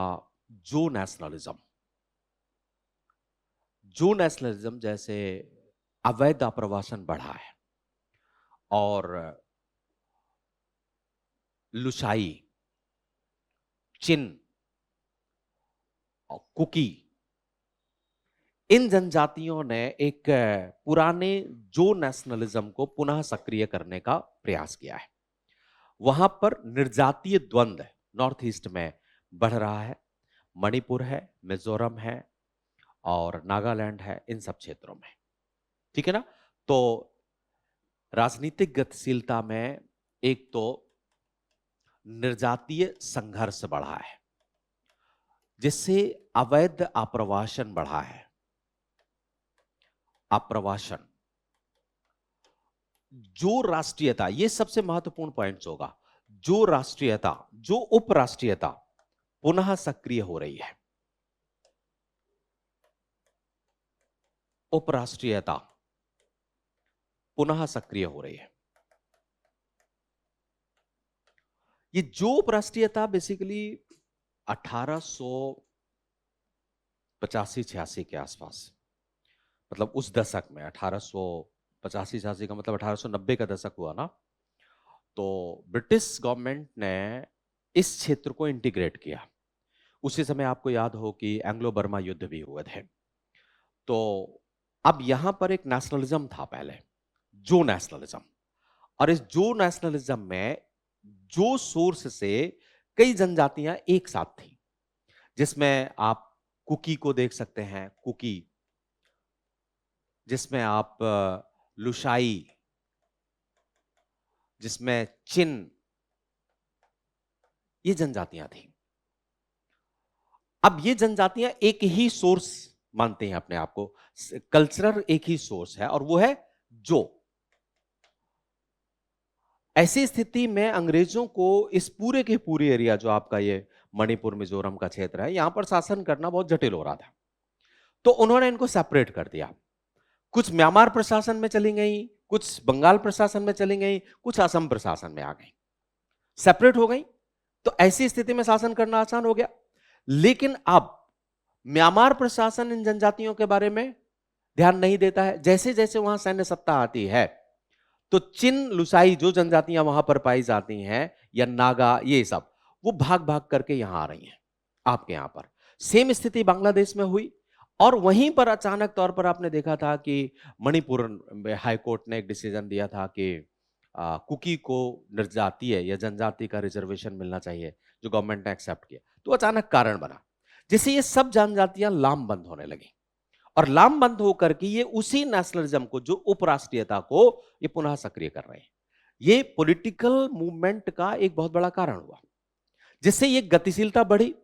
फिर आप यहीं पर आप बता दीजिए कि रोहिंग्या मूवमेंट भी हुआ है ना, जो आपकी आंतरिक सुरक्षा के लिए खतरा था।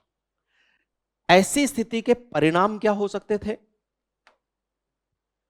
भारत में तस्करी बढ़ती, मादक पदार्थ की तस्करी, जो कि म्यांमार में बहुत ज्यादा पाई जाती है, हथियारों की तस्करी बढ़ती, ये सब परिणाम यहां पर निकल रहे थे।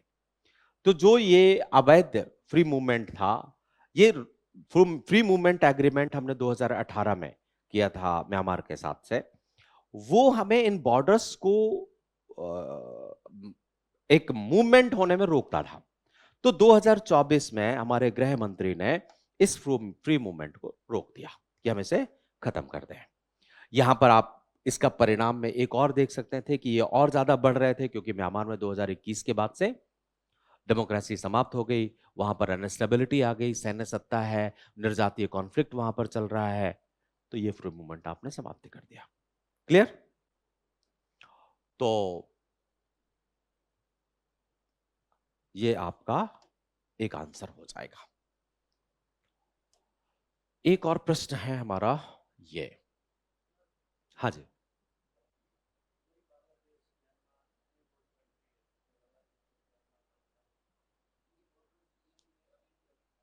बॉर्डर फेंसिंग में, हाँ हाँ बिल्कुल है कमी है।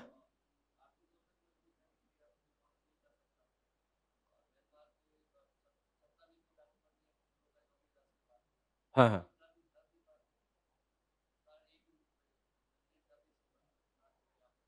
हाँ हाँ, सिक्योरिटी लेक कर जाती है।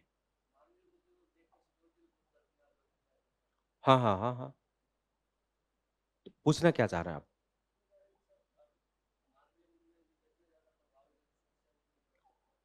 सुरक्षा को हम पहले इंपॉर्टेंस देंगे।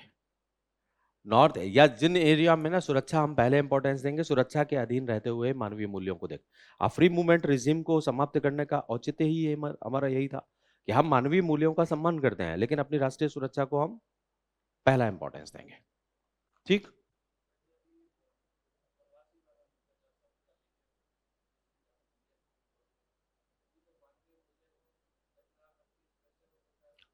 देख, जब भी ऐसा कोई मामला आए, तीन चीजें होती हैं, सिक्योरिटी, डेमोक्रेसी एंड फेडरेशन।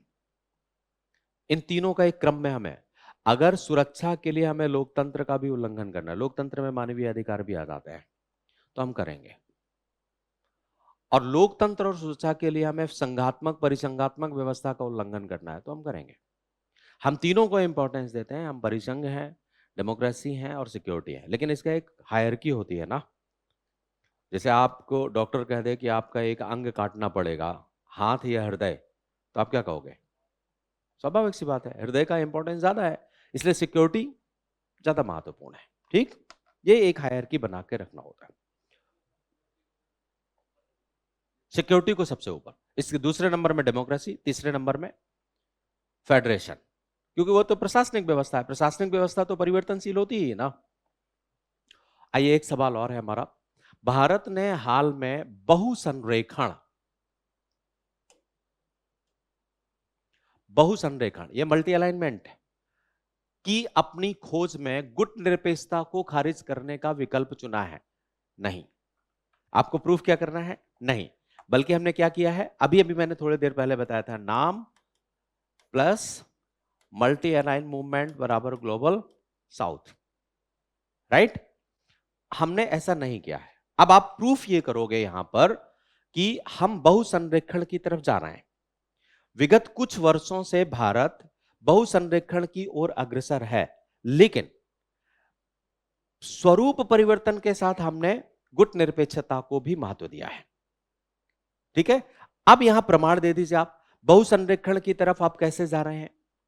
हम यूरोपीय यूनियन के साथ अच्छे रिलेशंस बना रहे हैं, हम G20, G7, इन सब देशों और ग्लोबल नॉर्थ के देशों के साथ रिलेशंस को मजबूत कर रहे हैं, लेकिन हमने ग्लोबल साउथ की अवधारणा को भी तो मजबूत किया। ग्लोबल साउथ में अफ्रीकी देशों के साथ भी हम सहयोग कर रहे हैं, लैटिन अमेरिकी देशों के साथ भी हमने इब्सा और ब्रिक्स के माध्यम से अपने रिलेशंस को मजबूत किया। ठीक, तो आपको प्रूफ क्या करना है कि भारत मल्टी अलाइनमेंट की तरफ जा रहा है, लेकिन नॉन अलाइन मूवमेंट को, इनफैक्ट नॉन अलाइन मूवमेंट को और ज्यादा व्यापक करके हमने ग्लोबल साउथ को मजबूत किया है। ठीक है ना, फॉर्मेट करूं, हो जाएगा ना ये सवाल? बस ये सवाल आपके हो गए। तो मल्टी अलाइन मूवमेंट की तरफ जाने का उद्देश्य हमारा क्या है? इसको और मजबूत करना, बस ऐसे स्वरूप परिवर्तित कर दिया। जहां शीत युद्ध काल में इसकी रिलेवेंसी अलग थी, शीत युद्ध काल में ये एक विश्व युद्ध से रोकना या सैन्य संगठन में शामिल ना होना या ग्लोबल ऑर्गेनाइजेशंस को मजबूत करना था। आज उद्देश्य क्या है? पर्यावरण का संरक्षण, आतंकवाद का उन्मूलन, जो तमाम तरीके की बीमारियां हैं उनको दूर करने के लिए, और तीसरी दुनिया में अपने व्यापार व्यवसाय को बढ़ाने के लिए।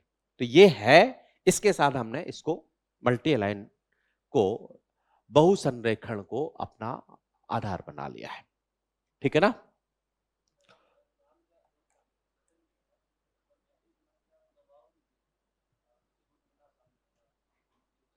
बिल्कुल, मल्टी अलाइनमेंट। मल्टीनेशनल क्यों? उसको मल्टीनेशनल नहीं कहेंगे, ट्रांसनेशनल, ट्रांसनेशनल, परराष्ट्रीयता। तो ये परराष्ट्रीयता आज एक समस्या है। ठीक है, ठीक, थैंक यू वेरी मच। पढ़ाई लिखाई करें खूब बढ़िया से, अगली बार लिखें।